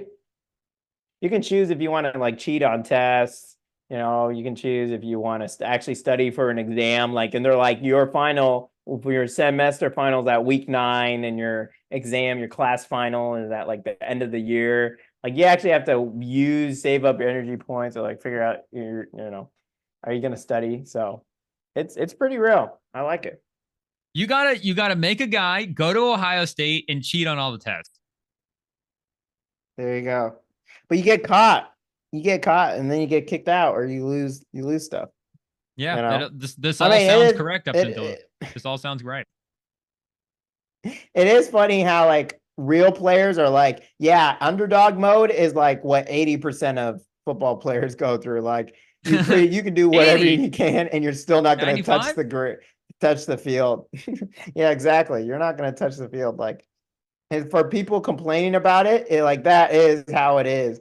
That's It's like, what are your options for positions? Can you do like a defensive tackle? I feel like D tackle could be pretty fun. For Road to Glory, you can do quarterback, running back, halfback, wide receiver. You can do cornerback. I think you can do linebacker, but I don't think you can do D tackle. Defensive lineman would be fun. Getting sacked, getting pressure. That's true. You could make a corner would be fun though. You need to make a Sauce Gardner corner. We need some more elite corners. You need to fill that gap. Pause. It is interesting why playing this game right after starting to play NHL 24, because the games are actually pretty similar built, both by EA, and they're both really fun. I think it is interesting, these games that aren't like their Madden or FIFA, like flagship games, like how they kind of use the same cookie thing, but how they actually play pretty well. So you would put this is not going over FIFA for like better game, obviously. I wouldn't expect it to, but for sports games, is this like number 2? The Road to Glory, maybe. It's close. It's up there. I don't know how much playability it'll have. I haven't tried the Dynasty mode yet. But I think the Dynasty mode, how fun that will be, is where you'll really see if it can separate itself, and whether, I'd end up spending more hours than it on FIFA. Because the thing with FIFA is I do really like playing certain modes, but like to really get into the game, like offline, it isn't that super fun, while like this really is. And so you can like really dig into it. And NHL as well. NHL, I don't know, hockey is one of the most fun games to play as a sports game. Like if I just gave a game to someone to play a sports game, like hockey is really fun. But a Road to Glory player, so it is what I said, quarterback, running back, wide receiver, linebacker, and cornerback. But anyway, what were you saying? The secondary sports games are like secretly maybe more fun. If it was like, could you have like 2K, Madden, and FIFA, or hockey, UFC, and like racing, like that, that group 2, that might be like a better group. I'd take group 2. I'd take group 2. Might be a more fun game. But the group 1, I mean, 2K, Madden, and FIFA is like that you're gonna drop hundreds of dollars just to get those games to start. Well, and for me, the thing is that I like the offline versions of those game modes have gotten pretty bad over the recent times. Like 2K, there's nothing pre-basketball, like pre-playing right now. And I really like those high school early games that you can play in past times. There's just so many, there's whole storylines, and nowadays it's just straight going into it. And then so if the offline versions aren't great, and then you play the online versions and they're kind of glitchy, and then you have to like really grind to play them. So that's why I don't like those. And then Madden's the same way. Like they don't really have a story. And then, I don't know the football that well, and it's been known to be glitchy. Like, you know, you don't actually need to do football stuff. And then FIFA, I mean, the reason why I have played it as much as I have is because, you know, I've gotten good at it online. But beyond that, offline, like after you beat everything, it's all right. So I think the difference with that, yeah, compared to like UFC, you have like it's fighting. You're literally punching someone, like choking someone out. Like there's just a different thrill you have with that. Racing, like it is a different thrill, like the quick twitch. Same thing with NHL. It is interesting. I was playing NHL and then I switched to FIFA and it felt so slow. And then I will switch back to NHL and I'm like, oh my gosh, this is so fast. And it's just because it's so quick and it keeps you like interested. So I would say I would take those games. And then, yeah, Road to Glory. I mean, just having that dynasty mode and like how long people played NCAA 14 afterwards, just doing dynasty mode. There are guys like, I mean, literally like 2-3 years ago, I'd watch people still do rebuilds, like, and post videos, like consistently rebuilding dynasty teams on the old college football game. And now that there's a new one, like just the replayability of dynasty mode is something that's unmatched because just taking a horrible team and really putting the time in to recruit and play and do that incremental building. And now with NIL deals and social media and all that, like there's no sports game that can compare to that in the offline gameplay. Like this game is just so good in terms of offline gameplay. Do you have any NIL offers on the table already? 3 games in? You're a 5-star guy. I got some. Yeah, I had 1 or 2, but I don't want to take any deals from watching other people. You don't want to take deals that take your energy, but there are some deals you can do. Are there any good brands that you're working with? They don't give brands. They don't do that. It's like local, you know, generated, like, you know, Pete's Subs or something. I don't know. Yeah. That's fair because I mean, for people that live, I guess I don't know if you don't live near a college town, but you know, living near a college town, you do get a lot of those ads where it's just like, oh, Keegan Murray is advertising the local Mexican restaurant. Yeah, no, I saw that. Yeah, Estella. There was one for a while that ran in Iowa City that was the Murray brothers playing up. Maybe it wasn't a Mexican restaurant. Was it a sub restaurant? It was subs? No, it was. Yeah, no, it was a burrito. It was a Mexican. It was Fresh Max. It was Estella. I remember the ad. Court, and then you eat a burrito. Yeah, no, you're right. And then their dad showed up. It was like, hey guys, knock it off, stop fighting, and then we just eat their lunch. Yeah. Yep. Iconic. Yeah, no, it's there. It's real. I think Caitlin Clark, did she do some high V stuff? Yeah, for sure. I thought she did some. I've definitely gone into many high V runs and seen a Caitlin Clark cardboard cutout. Yeah, all the time. Yeah, so. No, it's definitely not crazy. Not inconceivable. Shout out to Jonquil Jones as well, too. Just put up a 25 in the 3-point contest. Shout out. This 3-point contest is pretty good. No, Caitlin Clark, even though both Caitlin Clark and Sabrina I don't know how that happens. Said no. But what do you think?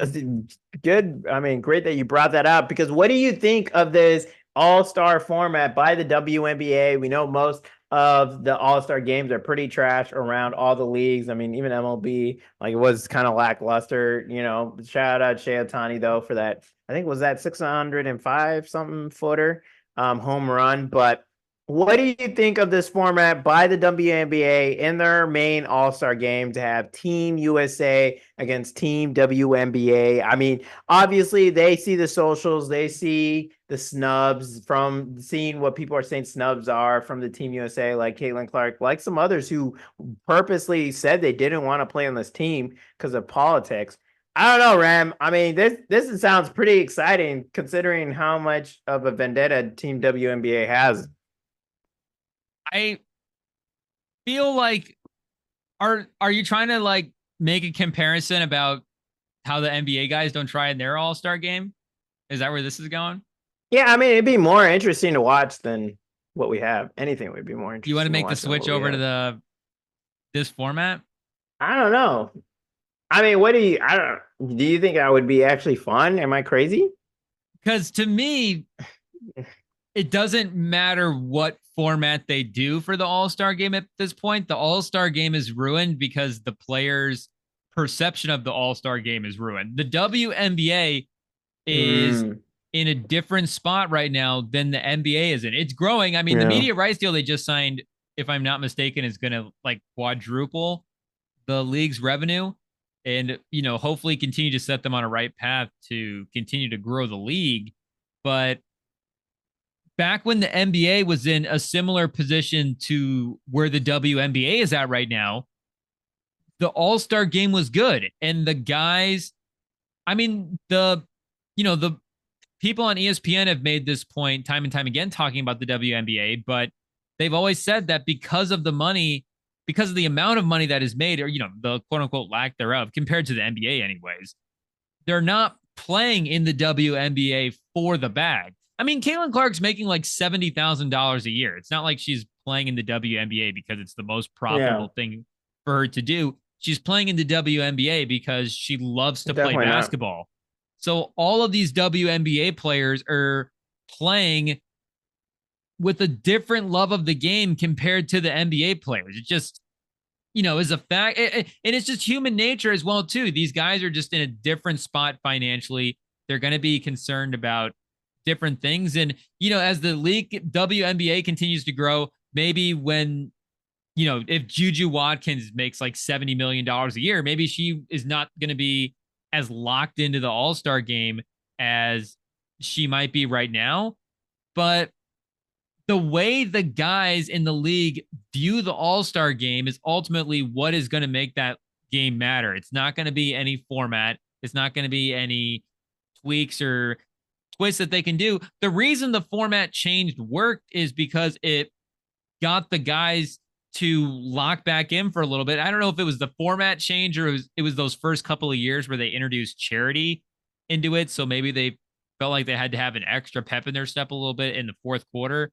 They didn't want to feel like that. Like I don't know what necessarily factored into the effort there a little bit, but if the guys don't like competing in the All-Star game and they don't think that, and they just don't value that as a competitive game, then it's just not going to be a good game. It doesn't matter what style and what format the game is in. Yeah, no, that is a good point. I don't know. I just think it would clear the way for maybe some other players to play in the All-Star game who might care more. But who knows? Also, sadly, Radicals hold strong for the first time since 2018. They're going to the playoffs, knocking out the Alley Cats. So I guess it's gonna be Minnesota wind chill all the way here on the Rem and Sam pod. But maybe, maybe I just recommit to the Alley Cats, and it's just like, hey, they're at a low point. I'm not a bandwagon fan. They didn't make the playoffs. We're starting from ground zero. You know, we've built around Wet and Gale. Maybe this. I just need to recommit. Yeah, they just need a Cam Brock succession plan. Yeah, they need another player who's going to play for 12 years. No, but yeah, I don't. It will be fun to see. Angel Reese, Caitlin Clark teaming up. I think this game is going to be. I think it's going to be a fun game. But yeah, I do think you're right. I do think that it is near impossible to find a road back for the All-Star game. Which is why we should bring maybe international team. What was this team? There was a team in I want to say somewhere in Europe that was trying to dare I'm gonna stop you right there. I'm gonna cut you off right there because I mean that might make a more competitive game. To be honest, I'm not interested in seeing that. Really? I mean that could be interesting. All this, Mac. We're getting friendly fire from Noah Lyles. They're talking all this smack. I mean, maybe we do need these club teams to go against each other. They're going to play a celebrity team? No, I mean they're going to play. Who was it? Was it Sportka? Sportka head coach. It's going to be like 100 to 50. It's not going to be a good game. Well, then they can shut up because I'm sick and tired of this. I really am. Like, I've never even heard of we this. don't need. Let's see, who was it? Are these fighting words? He was like challenge. Let me see here. European. And where is this team? Basketball. What country are they located in? Team challenges Boston. Do you know what they said? Celtics. So the EuroLeague title. Oh, here we go. What's his face? So the EuroLeague title was won by a Greek coach, Panathinaikos, and they beat Real Madrid in May. And so he's saying that the C's have to come to Athens to really beat the team. So after the Boston Celtics became the NBA champs, they tweeted "World Champion Boston." The EuroLeague also tweeted "Beat this team first" with our photos. They think very highly of themselves. They see themselves very highly, Atman said in an interview. They want incredible numbers to come and play game in Europe. You're not world champion. If you want to get the world champion title, come and beat us, the EuroLeague champion. You're so confident. I say come and beat us in Oka. That's what I was getting wrong. So I don't know. I know NBA teams have games overseas. I think like the Nuggets are going to Abu Dhabi. Like they're going to be traveling away. So why not throw this team in? You know, there is a history of NBA teams playing European teams for preseason games. You know, that's where Luka Doncic at 16 years old was facing MVP Westbrook. So, you know, there is some interesting run-ins. So I'm like, what the heck? Let them play. You know, the problem is that the Olympics is happening. So, you know, Derek White, Tatum, and Jalen and not Jalen Brown, Drew Holiday are going to be a little busy, but I don't think they need them. But would you want to see like one of these games just to shut up these people for a while? Like just people in general who keep dissing America? That would be a little bit more interesting if it was just an NBA team versus another team, more so than an all-star team. Yeah. Now the Celtics are pretty stacked. No, it would be a team. Going to be dominant. But so you're saying for All-Star weekend, take the reigning champions and they play the EuroLeague champions? Yeah, I mean, at least, I mean, I wouldn't mind that. Or maybe, I mean, I guess I'm changing it to a preseason game belt for NBA. Yeah, like, can we stop this? Like, champions of what? Like, it's just constant, and it's really annoying. I just feel like, you know, if this was a UFC fight, if you've got like the 12th or 13th ranked guy in the weight class, I mean, he could call out the champion and the champion could accept that fight. And, you know, maybe it's an easier fight for him to accept too, as well, because it's an easier opponent. But, you know, politically, it just makes more sense to fight a guy higher up in the rankings that has quote unquote earned his shot. So maybe the EuroLeague champion is a little closer to the 3 seed than like a 12 seed, but I don't know. Do they get to come over? Do they get to come over here and play us? Is what I'm saying. Can they earn that right? Are they that good?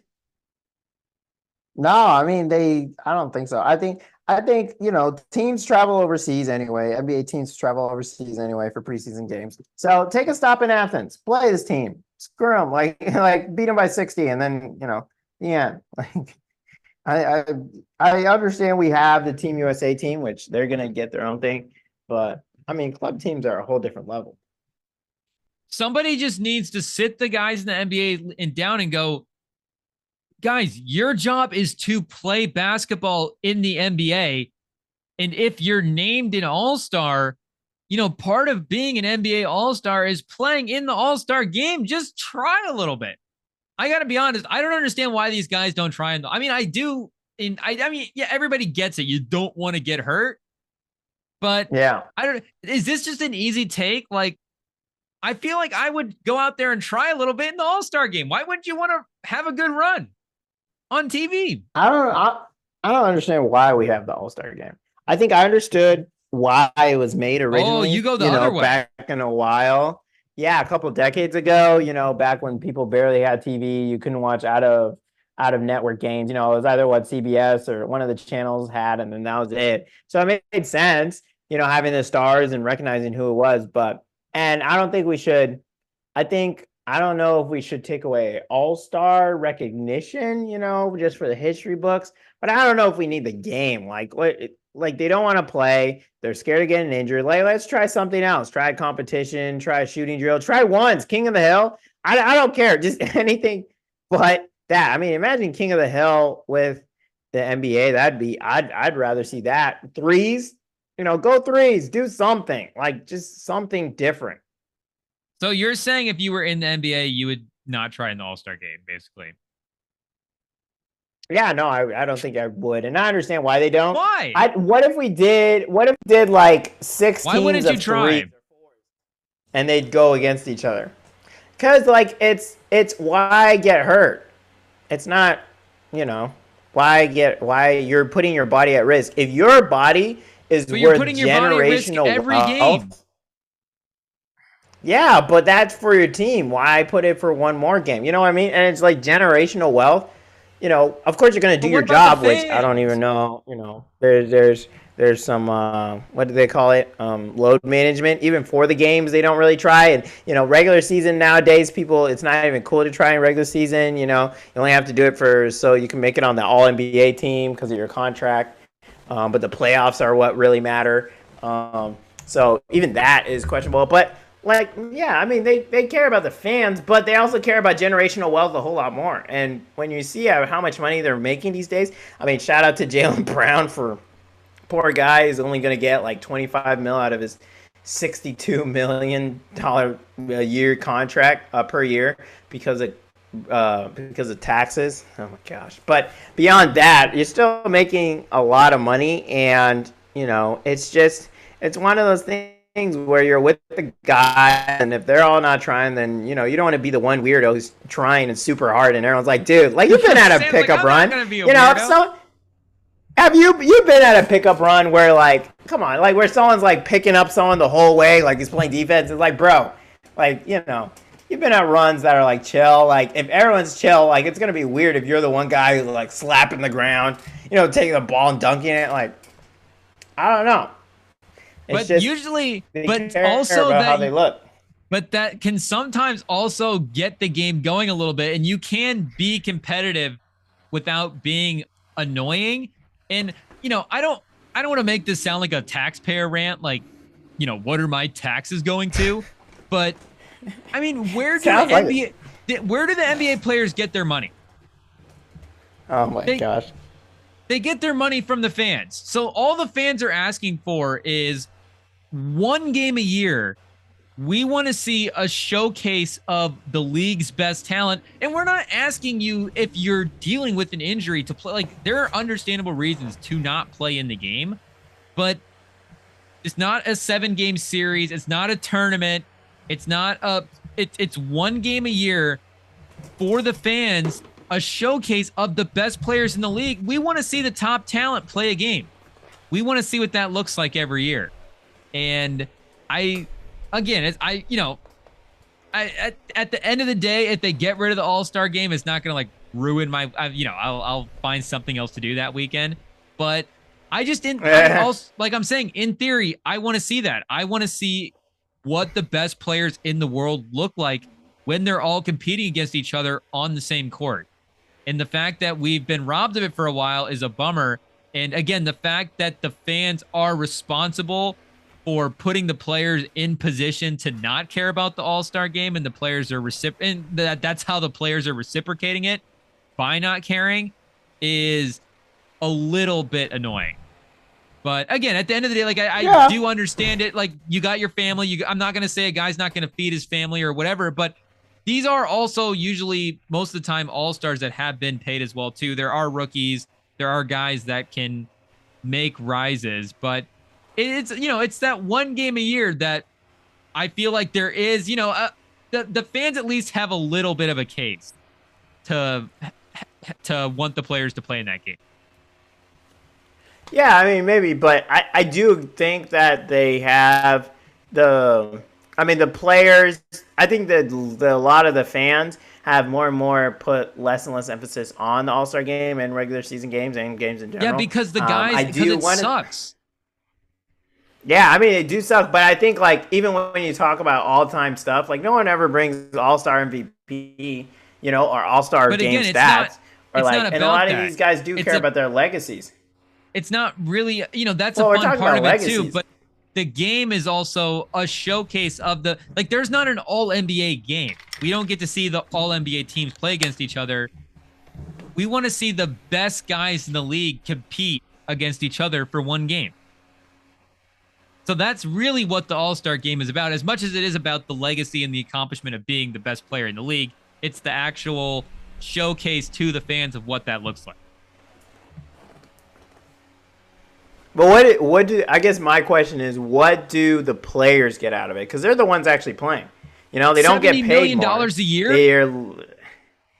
They get paid. That's per game. They get paid per game and per playoffs. That's, I mean, if they play in the All-Star or not, they're still getting that $70 million a year. You know what I mean? They don't get paid more. But it's like part of the job.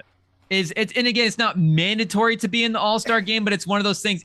You're in the NBA, exactly. And the NBA has an All-Star game, and the fans have been generous enough to put the league in a spot where you just get this incredible bag. Is there a little piece of you that's like, hey, maybe they deserve to see me at my best in this game, even though it might not go to the record of the team? Yeah, no, I mean, I agree that the league is better from an entertainment point when the All-Star game is full of people who try. But at the same time, putting yourself in the player's shoes, it's an extra game that doesn't affect your team's chances to win at anything. You're getting paid regardless of how you play in that game. And when you look at discussion from fans, even before they were not trying, that like there were still no discussions of, you know, performances or stuff that mattered from the All-Star game. I mean, no one's looking at like how many All-Star MVPs, how many points did he play when he was again around the best players. Now there are stuff about the stories about being around those players, you know, some of the practices, you know, how much they care, you know, recruiting people, but you know, and that's why sometimes it even matters more about the drafting. I mean, you look at Giannis drafting Dame before any of the other players. Like some of the drafts actually have bigger repercussions for the league. But in terms of the actual game itself, while yes, it is an entertainment thing, it isn't going to affect how they're getting paid when they're still writing up the contracts. No one's like, oh, well, you gave only like 10% effort at the All-Star game, so I'm only going to give you $5 million instead of $10 million. No, they're still going to get their bags no matter what. And so why, I guess my question to you is, why would they care? I understand the fans wanted to really win, but like they're still getting paid no matter what, so they don't really care what the fans want. And so in turn, the fans don't care about the All-Star game, and then, you know, it just turns into the loop of everyone not caring, and now you have the product that you see today. But until it affects their actual bags, like, you know, something in terms of the money, and yes, they get paid, but like $800K isn't like, I think, split among, it doesn't matter as much, you know. Well, see, I mean, something that is different is that you have like the NBA tournament. Now that takes games out of their year, so that's actual standing games that matter. It's an actual trophy, like it's something that you can hang, and it's a little bit of more of the team, and it's I think it is a little bit more money. I'm not sure. I think the All-Star game they were giving to charity, but that's something where they earn money. So they actually earn money in that competition. It's something that is a team record, and it's something that you can put on your resume. So I think that's where it's different than the All-Star game, where it's, you know, you don't get more money, the recognition isn't as high, and it doesn't really affect your standings at all. Then what about the Olympics?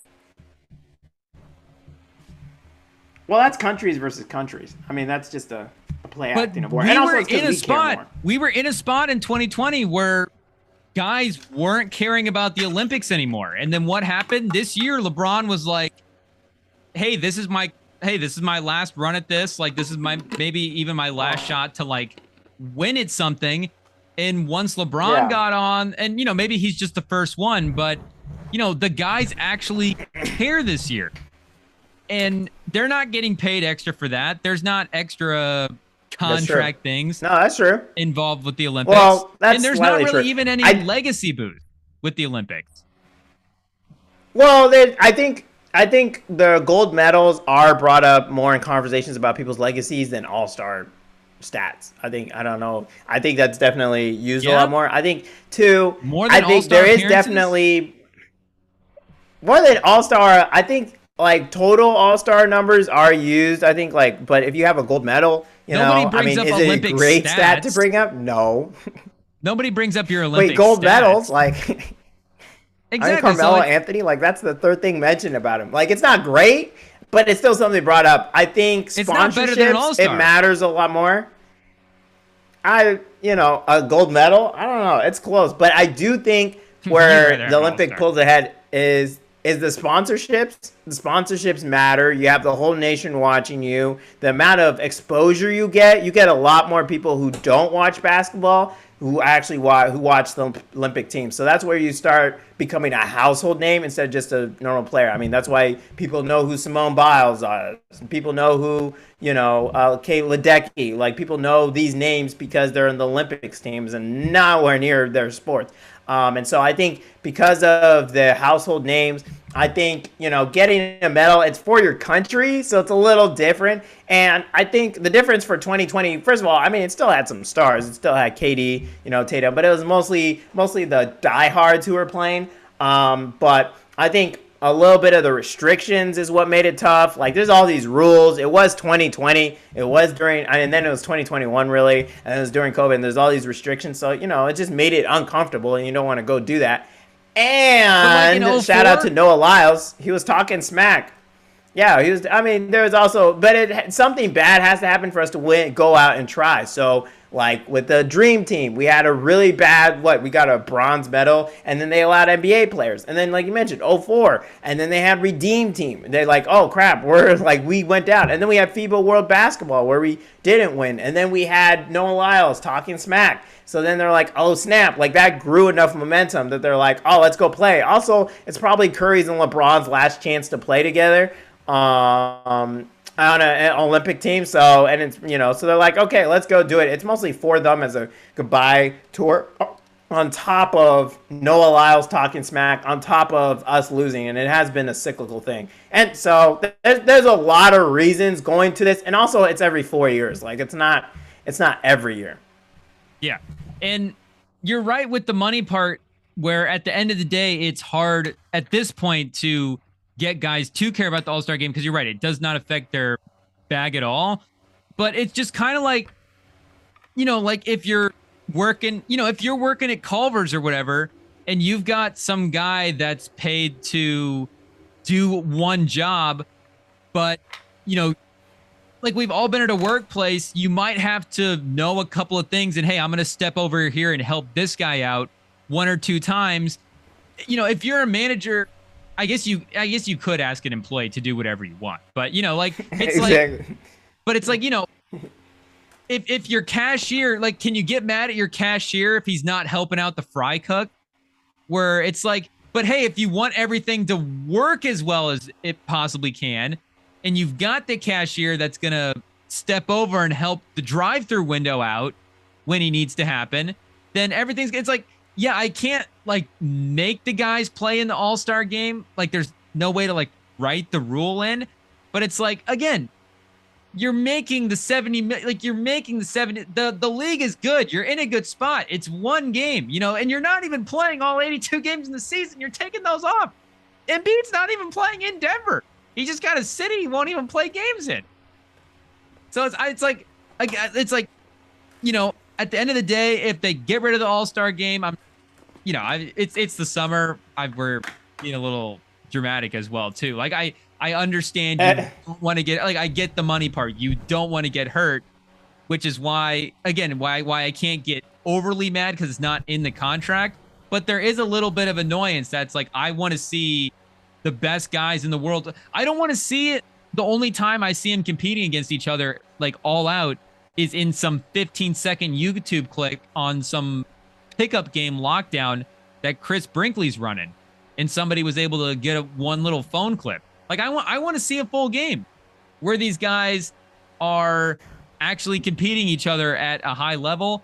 And yeah, it is, I guess, technically a selfish thing because it's not in the contract. It's not going to help him win a title, whatever. But as as a fan of a league that has a league that has gotten into a really good place as well, too, it's like there is a little bit of part of, and there is a little bit of a part of me that's like, hey, why did it's this? It's the same part of me as well too that thinks I would go out there and play every 82 games. Like maybe if I'm in the league, I would actually be a load management guy as well too. But it's like, hey, like why not just go out there and play basketball? Like you're also only gonna play till you're 32 or whatever. Like why am I taking games off? It's gonna cap out. Like I'm the type of guy that would want to take all the.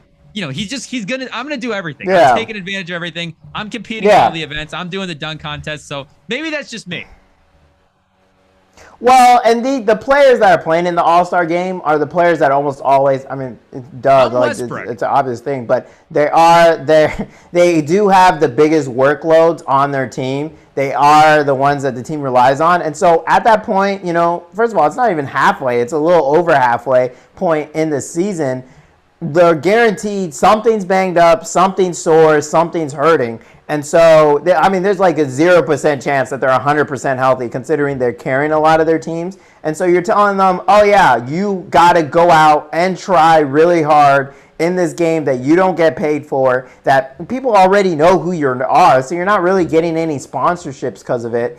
And, you barely get a reward, it's for charity or something, and go out there and play. Oh yeah, and everyone knows you're not going to try already, but we sold all the tickets, but please try anyway. And it's like, what? But it makes sense. Also, another point about the Olympics is that also the timing for it is that it's in the middle of the summer. And yes, there's, obviously players who want to take a rest. I mean, you see Jimmy Butler, you see other players not play. But there's also there's that hunger for competition. There's that excitement. Like you want some real games. You get to play with your friends. You don't really have a coach yelling at you. You can do whatever the heck you want. You're traveling overseas. You're having fun with the best players in the world. And you're really challenging the young guys, like the vets. They want to be on the young guys, and the brotherhood that is in the NBA. Like they care about those young guys coming up, and those young guys, that's invaluable experience. Like that's an actual tournament. That's not just a one game with a couple of practices. Like it's so short for the All-Star game, while Team USA, it's like a real thing. You're pretty much playing at that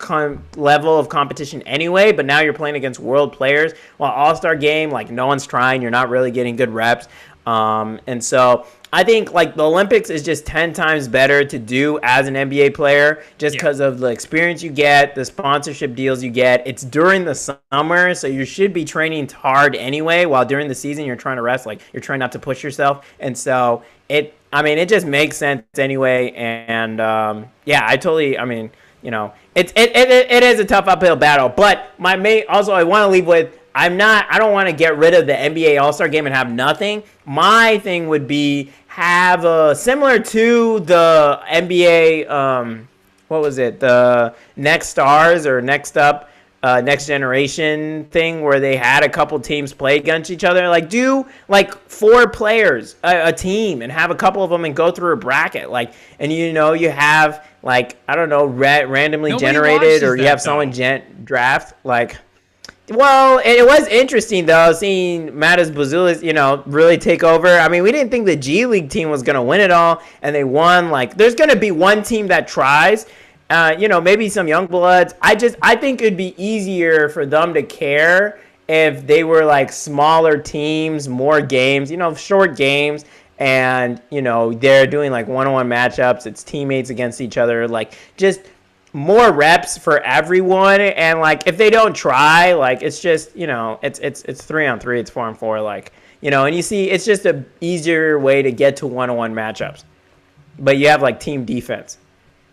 I think fair that if you break them up into maybe you get like more like friend group oriented teams like you're saying, and then they're more willing to put a little bit more effort in. And then you're like, could this team work like in the NBA? Like did LeBron pick Curry and I do think there would be value, though, if the reason there's no value in the All-Star game is it's not competitive. The All-Star game was competitive, and somebody, semi-surprising emerged out of that game as like a real dude. I think there would absolutely be value in if somebody like if Tyrese Maxey was the best player in the All-Star game and it was an awesome All-Star game, that would be like a real thing that people would take away from it. And yeah, he wouldn't get the sponsorship level on the Olympics, type of thing. Absolutely. Like it may not do a money thing for him, but it would be like, at least for the NBA people, a real not eye-opening thing, because we already know Maxi's good, but it would be like a real thing if a guy performed really well in a competitive all-star game. But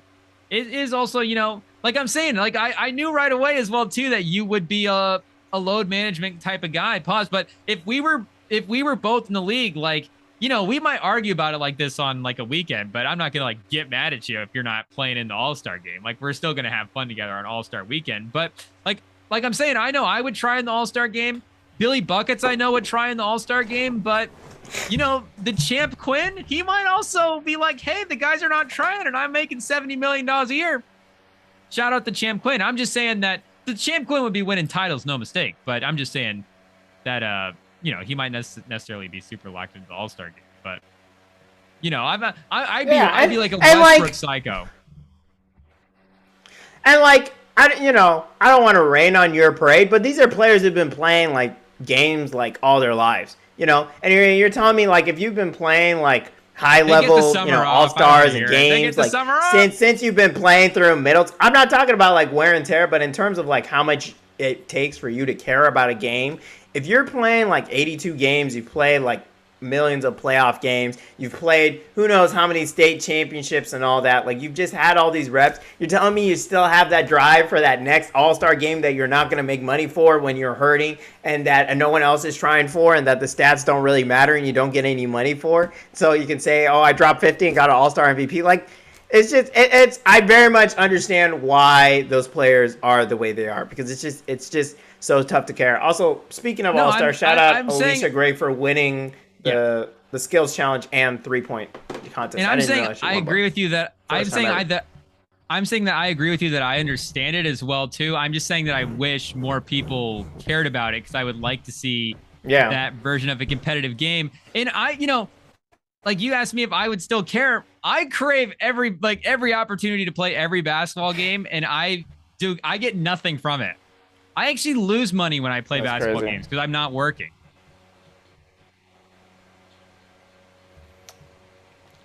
That's crazy. Yeah, I don't.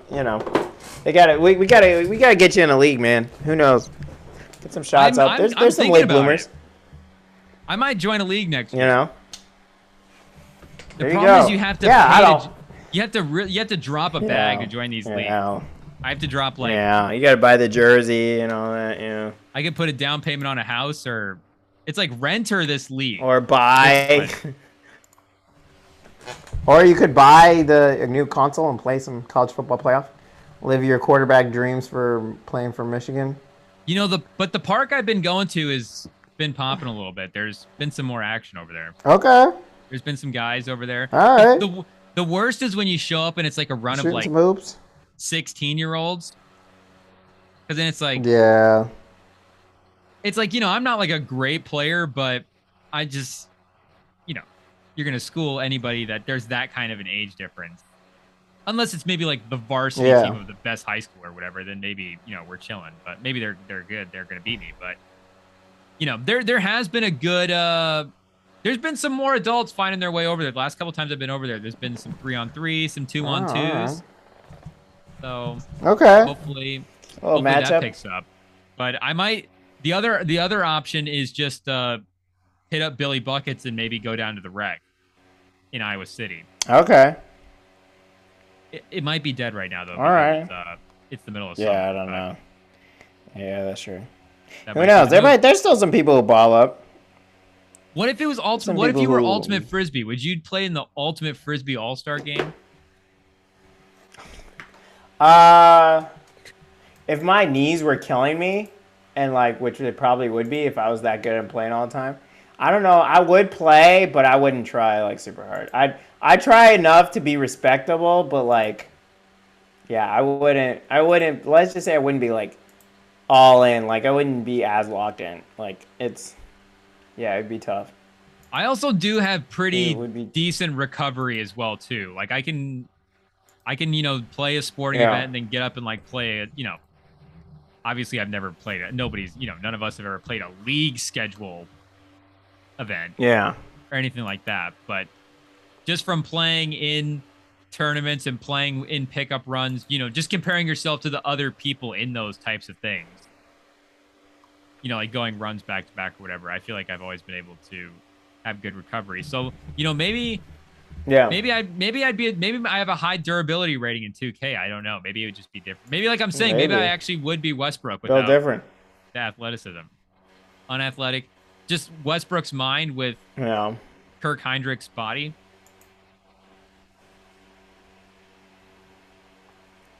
Who knows? Who knows? Speaking of players comparing themselves to other players, you ready for some piercing truth? Got a little clip to share with everyone. I'll just play it because sometimes you just want the words to come from the people themselves. You don't want the media mixing up other people's words.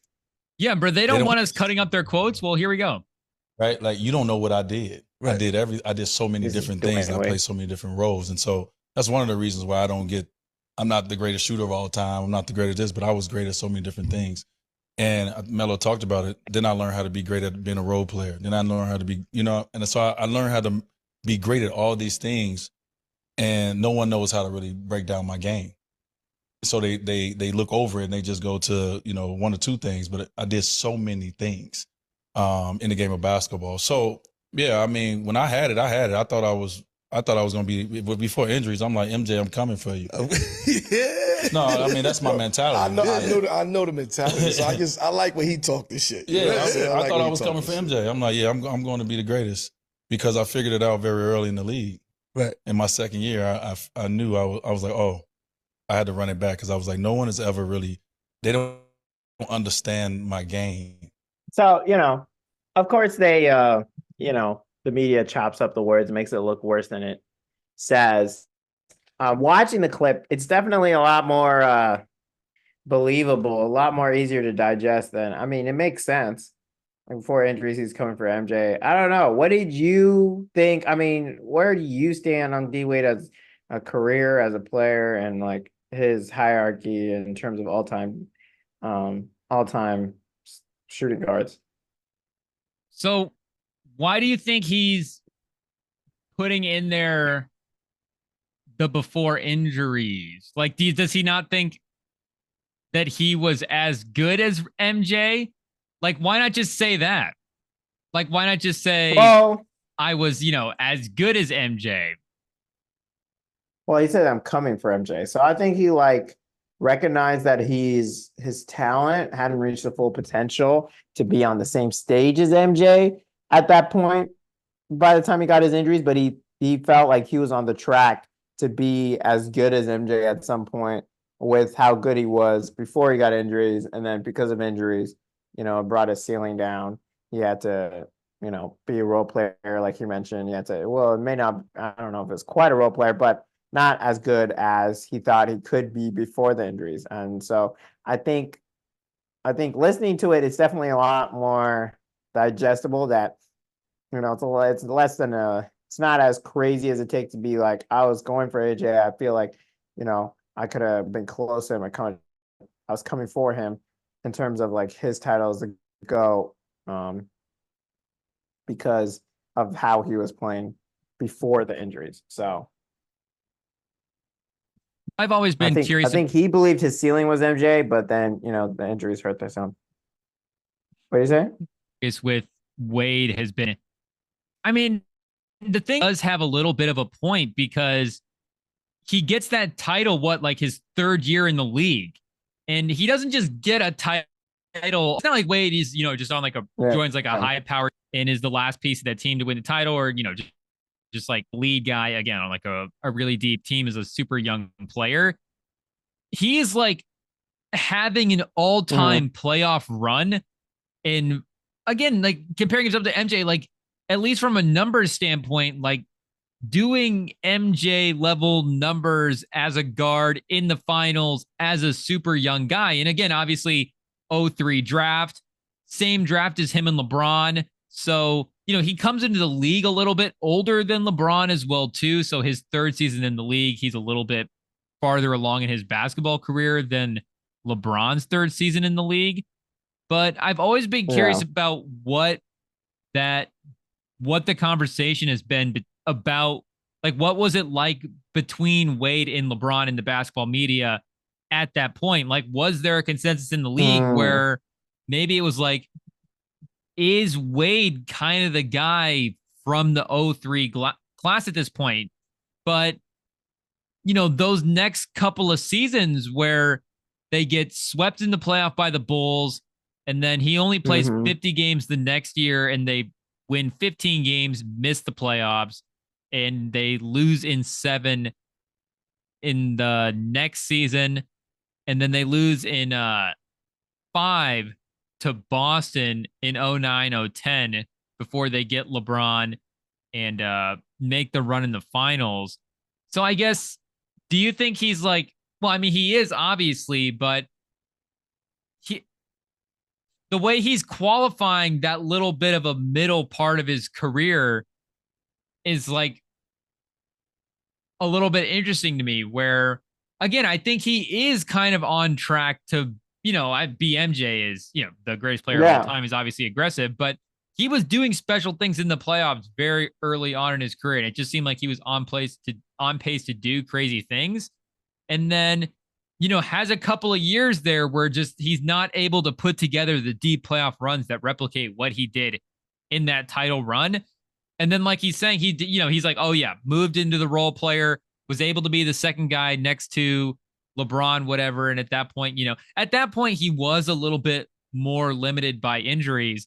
But I guess, what do you think he potentially could have done in that middle part of his career? Like, is there a world where he is on that plane and maybe like a top 20, top 15 guy of all time, and has like another title run where maybe they don't win, but he drags the team back and plays really well in like a really close series? Do you think that version of the middle part of his career was like the worst part? Because I guess he did have that injury in the, like he is saying, you know, in that one season. Yeah, I think I mean, I think this is like what he's saying in this bit is that he is doing that special stuff early on. And then because of those injuries, it just fell apart. And I think it's similar to, what's his face? D Rose. I mean, I think, you know, Derrick Rose, he has MVP season, you know, you could see something really great from him. And then he just starts falling apart, or he has the injury and he's never the same again. So I think Wade has that respect for MJ, that he's like, he doesn't want to say, because he grew up watching him, so he doesn't want to say like, oh, I was gonna beat MJ, or I was gonna, I'm better than MJ or something like that.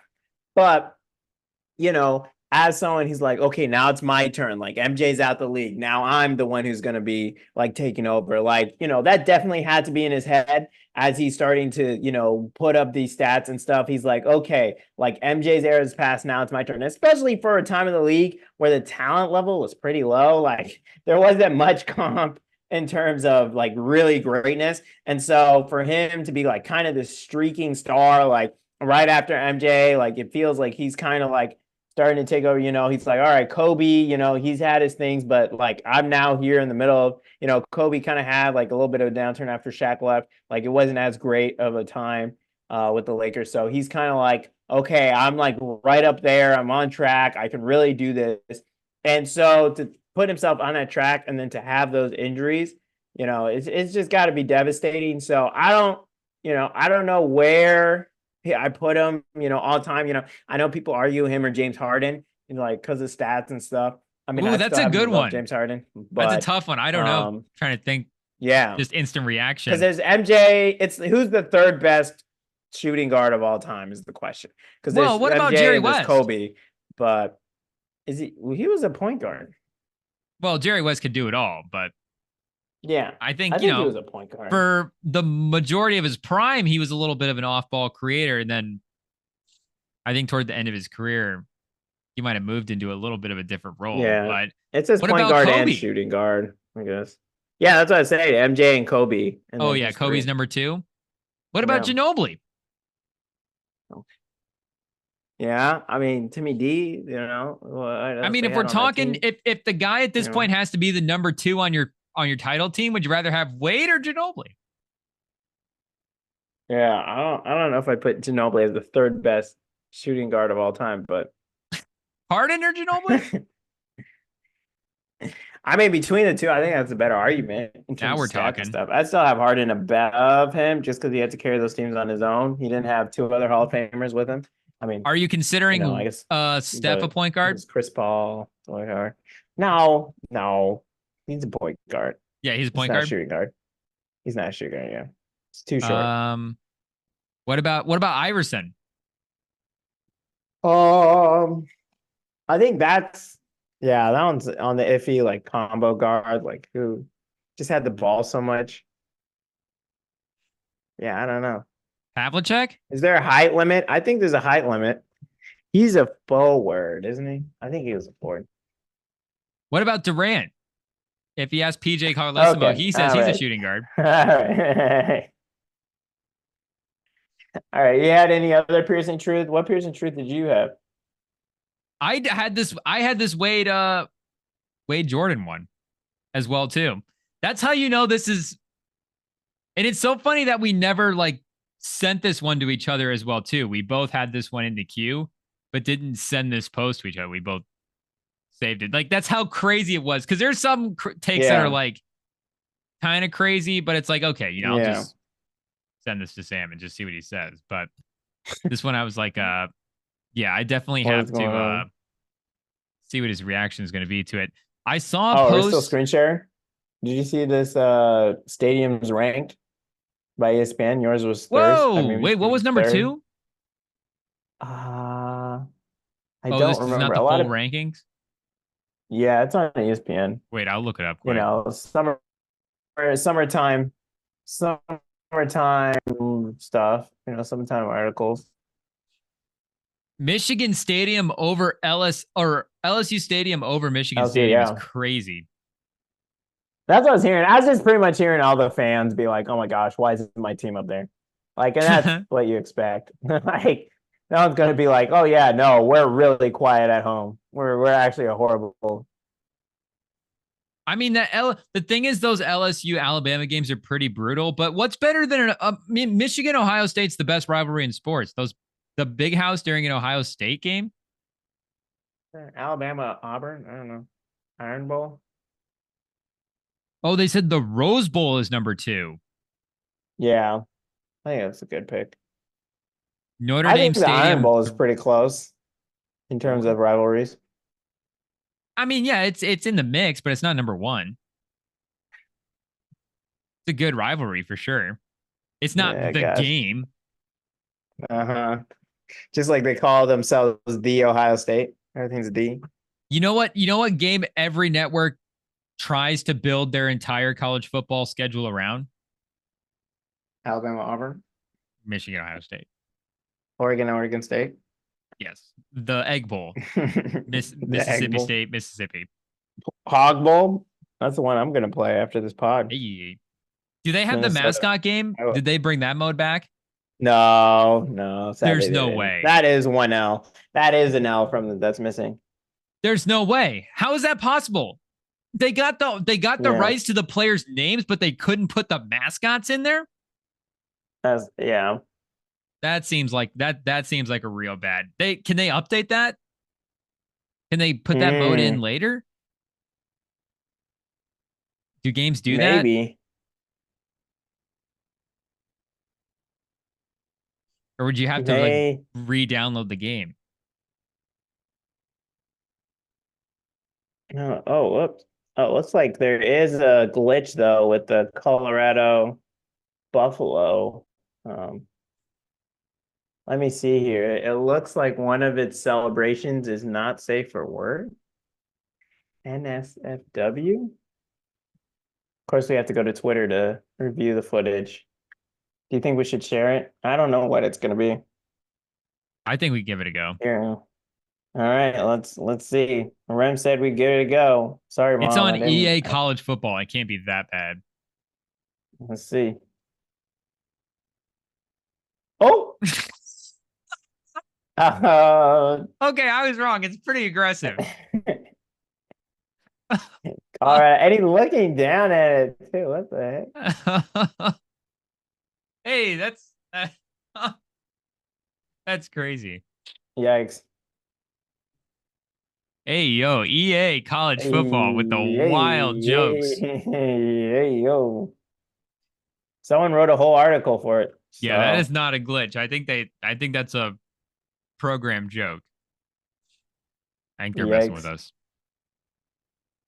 That's crazy. But Of no, course they no pick, of mascot course they mode picked on Dion's EA. team. Yeah, they know people are gonna play with it. Pause. Have you just played with your own team, with the Road to Glory team?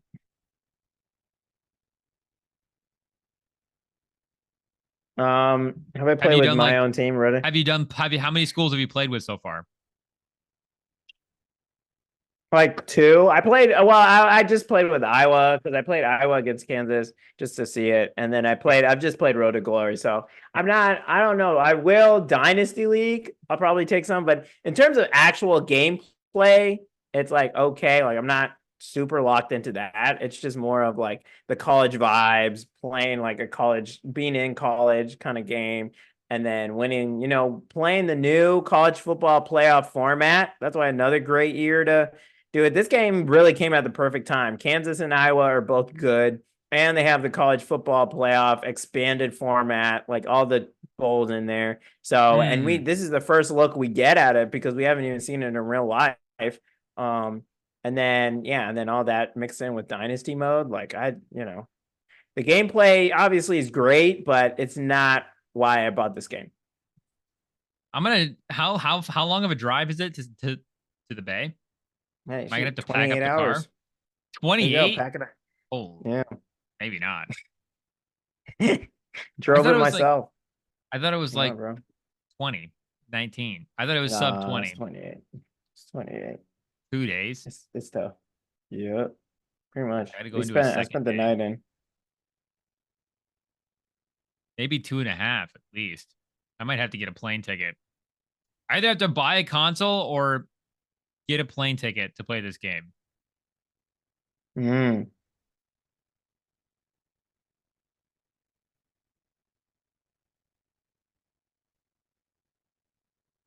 Yeah, no, you kind of got. I think it might be cheaper to drive over here.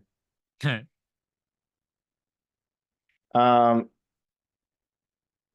me see. But the door's always open. You're in the area. If I ever happen to swing by in my 28-hour drive. It's not stop on by. Let me see. Is there any other? I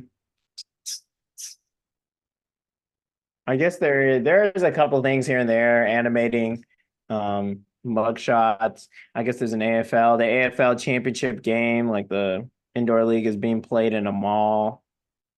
Oh, which mall? Of America? Is it even the mall? I don't think so. It's just a mall. I don't know why Just the heck a mall. There's a Here, football we'll field pull in it a up. mall? Yeah, actually, since I'm already sharing, I might as well.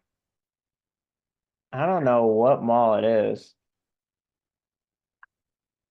Imagine they have CBS there, like filming this. So Albany will start out with the football, and Arena Bowl 33 Oh. is underway. Markel Wade plays it cleanly across the 5. That has to be the Mall of America, right? He's hit hard and brought down at the 20. I think so. Excellent return there by Markel Wade. So we'll get our first This is look crazy. at Jake Medlock. We'll talk to you. Imagine being so desperate for people to show up that you just hold your game in like a mall. Is there any kind of admission charge, or is it just literally for people walking by? Let's see. I mean, that's pretty cool if it is. I'd be sick if I went to the mall and just there was a football game on in the mall. Let's be honest. I'm more likely to sit down and watch an arena football game in the mall than I am to go over to the arena and watch it. So in Rutherford, East Rutherford, New Jersey, it's the American Dream Center, an ice rink located Wow. inside An American ice Dream rink. Meadowlands. They're playing in an ice rink. Shopping mall. Yeah. I guess that makes sense. That's where they play those games. But So it returned this year after a 5-year hiatus. They lost their commissioner. Now the commissioner of the league is Jeff Fisher. They're supposed to have a TV deal with NFL Network and it didn't work. Rams, Jeff Fisher, mustache fish. Yeah, that's crazy. He's just the commissioner of a league. I don't know if I'd put Jeff Fisher in charge of a league, but well, yeah. And so to end the season, and Jeff Fisher said, "Hey, let's put the championship game in a mall." Imagine how desperate as a league you have to be to stay alive that you put freaking Jeff Fisher as your commissioner and you put the game in a mall. Like, just imagine you're on the bench for one of those teams. Like, you're like, what am I doing? What am I doing? Like, I could have gone into accounting. Like, I could have, like, there's guys playing football games in a mall. The NBA guys can't play the All-Star. The NFL guys, I have the same problem. Well, the Pro Bowl's a little bit different because football's a different sport. So yeah, I do understand that there is actual brain trauma that happens with football versus, a pickup basketball game. But these guys can play in the All-Star game. This guy's over here sitting at the bench in a mall. There's a guy that's like, well, I guess I'm just going to go get some caramel corn because I'm not getting any playing time. I might as well go check out the local H&M because I'm not gonna play. Go stop by Kohl's and get my measurements. He has to go to H&M instead of the designer brands because he's playing in the AFL. Yeah, you're right. He has to go to JCPenney. That's all he can afford. Payless shoes. We've all been to a Payless shoes. Just shop online at that point. Shop online at that point. You weren't a kid in the Midwest if you didn't go to a Payless shoes in the mall. Let's be honest. If they took out the play pit, if they took out the play area for in the mall, the one thing that they could replace it with would be a football game. That would be cool. Yeah, I think people would show up to that. People did, I guess. Would you go to the mall for a shout football out? Game? No. Really? I think I'd drive by the mall. Oh. They have free Wi-Fi. No, if I don't know anyone there, I don't have any investment in the game. So why would you wouldn't take Nia to the mall to just like watch a football game? I mean, that's like that's a little different. That's a little different. Yeah, I would take her to that. That's like a great date because it's free. It's free, but it's a thing that it's sports, so it's a thing that you can get into. But it's the mall, so it's also a thing that she can get into. But you don't really have to plan it either. It just kind of happened. It's perfect. Well, best case scenario, you go, she eventually leaves you, and then you're just watching the game while she does shopping that she was going to do anyway. Exactly. It's perfect. That's what I'm saying. There you go. You can go. You can grab food. Yeah, that's just it. You can grab food. It's great right there. Sit down. Let her. Then you go get a smoothie after the food. Yeah, exactly. And then maybe a giant cookie. Let her do her thing, and then you just wander into a Foot Locker at halftime.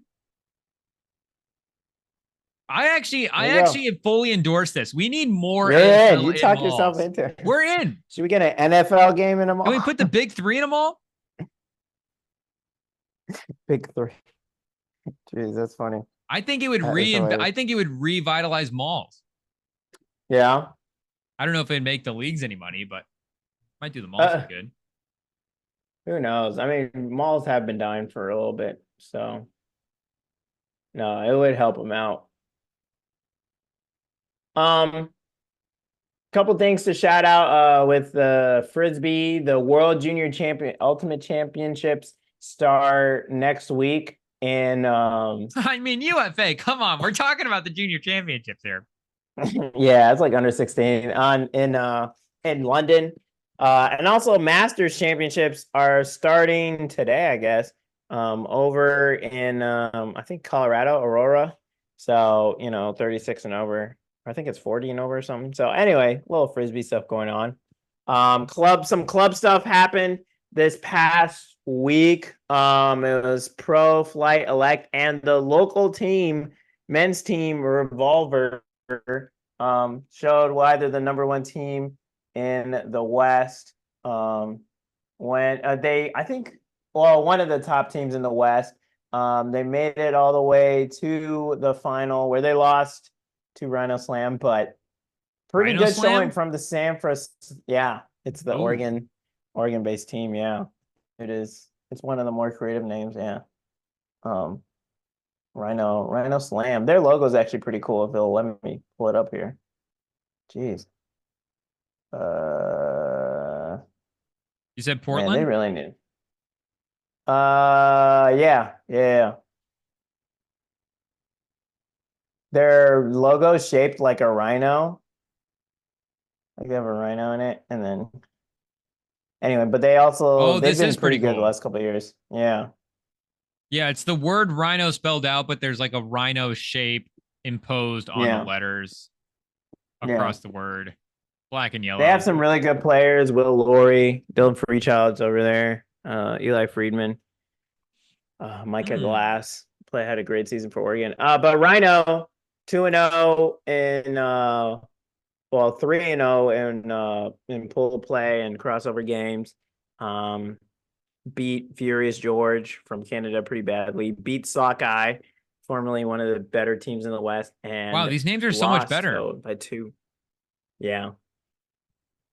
Yeah, if you got some time, Ulti-World, go and watch. Also, mixed division. A lot of teams from the Bay Area pulled up to there, but not really a lot of success from many of them. Mischief from this area was the closest one with the semifinal, lost to Red Flag.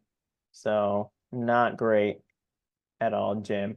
There were some others on the east side, a lot more teams, but nothing too wild. I think it's Friedrichsburg. But yeah, just wanted to give quick congrats to Chicago Machine for winning. They're the team that was in the finals last year. They're probably top to bottom the best team in club, and we'll see if they can get it done this year in terms of actually winning the championship, because they made it all to the final last year. That one of their best cutter, who is on the world's team, like he's one of the best cutters in the world, and like hands down, Boxley, was suspended because in the semifinal he pushed someone in the back and got all mad, and they got in a fight. So he got suspended for the first half of the championship game, and his team went out to lose. Malice on the pitch. Shout out. Yeah. What on the pitch? Malice on the pitch. Malice on the pitch. Well, yeah, because he shoved him. They got like yelling and they shoved him. So he got scored on. So also shout out to Austin Disco Club for the mixed team. First time team ever playing in the Pro League Club. They're seeded 13th. Go in and win the whole thing by a lot. Yeah, they beat Amp by 6. That's one of the fun things with Frisbee, is that like you could have a couple people who are really good and they're like, screw it, let's make a team. And then they go out and beat everyone. And it's just and they're teams that have been together for like decades and they have all this history and stuff, and they play some team called Austin Disco Club and get beat. And Disco Club might not even go to nationals. Like no one might show up, or they might just fall apart after this season. And it's just a flash in the pan, and that's it. You lost. It's just, yeah, it's one of the weird, funny parts about Frisbee. It's just teams can just show up out of nowhere and win everything. So shout out to them. 13th to winning the whole thing. Player empowerment is crazy. Is crazy. As for soccer, the Euros are over. Copa America's over. Shout out to Spain for winning it all. Beating England 2-1 in the final. Cole Palmer, my guy from Chelsea, did score England's only goal. Hey. But Spain came back to win it in the 86th minute, and they were the more talented team in that game. They played better and deserved to win. And England lost their coach, Southgate. So it'll be interesting to see what new coach they get for the 2026 Olympics, as well as America, who also got rid of their coach after not making it to the bracket stage for the Copa America. And the number one team in the world continues as they beat Colombia in Miami Rod Hart Stadium for Hard Rock Stadium to win Copa America. They beat Colombia. Argentina did. And the game had to be delayed 3 times because of Colombian fans and all the fans climbing through the ventilation to get in. They totally trashed the whole thing. It was bad. It was like the whole escalator was destroyed and stuff. I don't know. There's some people filing lawsuits because people weren't able to attend the game even though they had tickets, and it was like she paid $4,395 for 4 tickets for herself, her husband, and parents to go to the game, and they weren't allowed to because people kept climbing through the ventilation. They kept running in there. And this is a stadium that's supposed to host like a good, I think, with more than double digits, like more than 10 World Cup games. So they got to figure something out over there. But shout out to Argentina. Messi tweaked his ankle, was swollen, didn't get to play most of the game, but doesn't matter. Argentina won. Not but Argentina wins Copa America. But yeah, that's about it from soccer. Some of the preseason stuff will start happening. Some clubs have games over here on this side of the pond. But yeah, I think that's about it, though. Shout out to Pura Vida. I bought some stuff off of Pura Vida this past week for a friend of the pod, for Ncaa, my girlfriend. So, you know, it's definitely had a lot of choices. Was really easy to use. Had some great deals, too. They had some great store-wide deals. One of them being the deal that's through our link. If you go through our link, you get a certain amount off. I think it's 20% or 30% off, something like that, on your order. So make sure you take the deal, take advantage of that deal, and go buy yourself some great bracelet, jewelry, whatever you need to accessorize your life. Also, shout out BETSTAMP for having all of the odds that you need. Only one-stop shop for odds. And if you're in Iowa, there's a sports book as well that supports this pod, DRF Sportsbook. Shout out. Check them out. Go play some bets. The seasons are around the corner. NFL is starting up soon. We're starting to get close to August. You know, Olympics. There's got to be some great Olympics bets on there. Are there any you're looking at, Ron? DRF, hit us up for some props. Maybe can we think of some Olympic props? Do I have a guy's number? I have a guy's number. Should I just start texting him props? Be like, hey, should you put this up there? He's like, actually, I'm an intern in the referral department. Like, wait, who are you, bro? Yeah. Jeez. He's like, why haven't you answered any of my texts before? Oh, gosh. Do you have anything else to shout out, or? I think that pretty much does it. Did you listen to any of the new albums this week? Denzel Curry, Childish Gambino? I did not.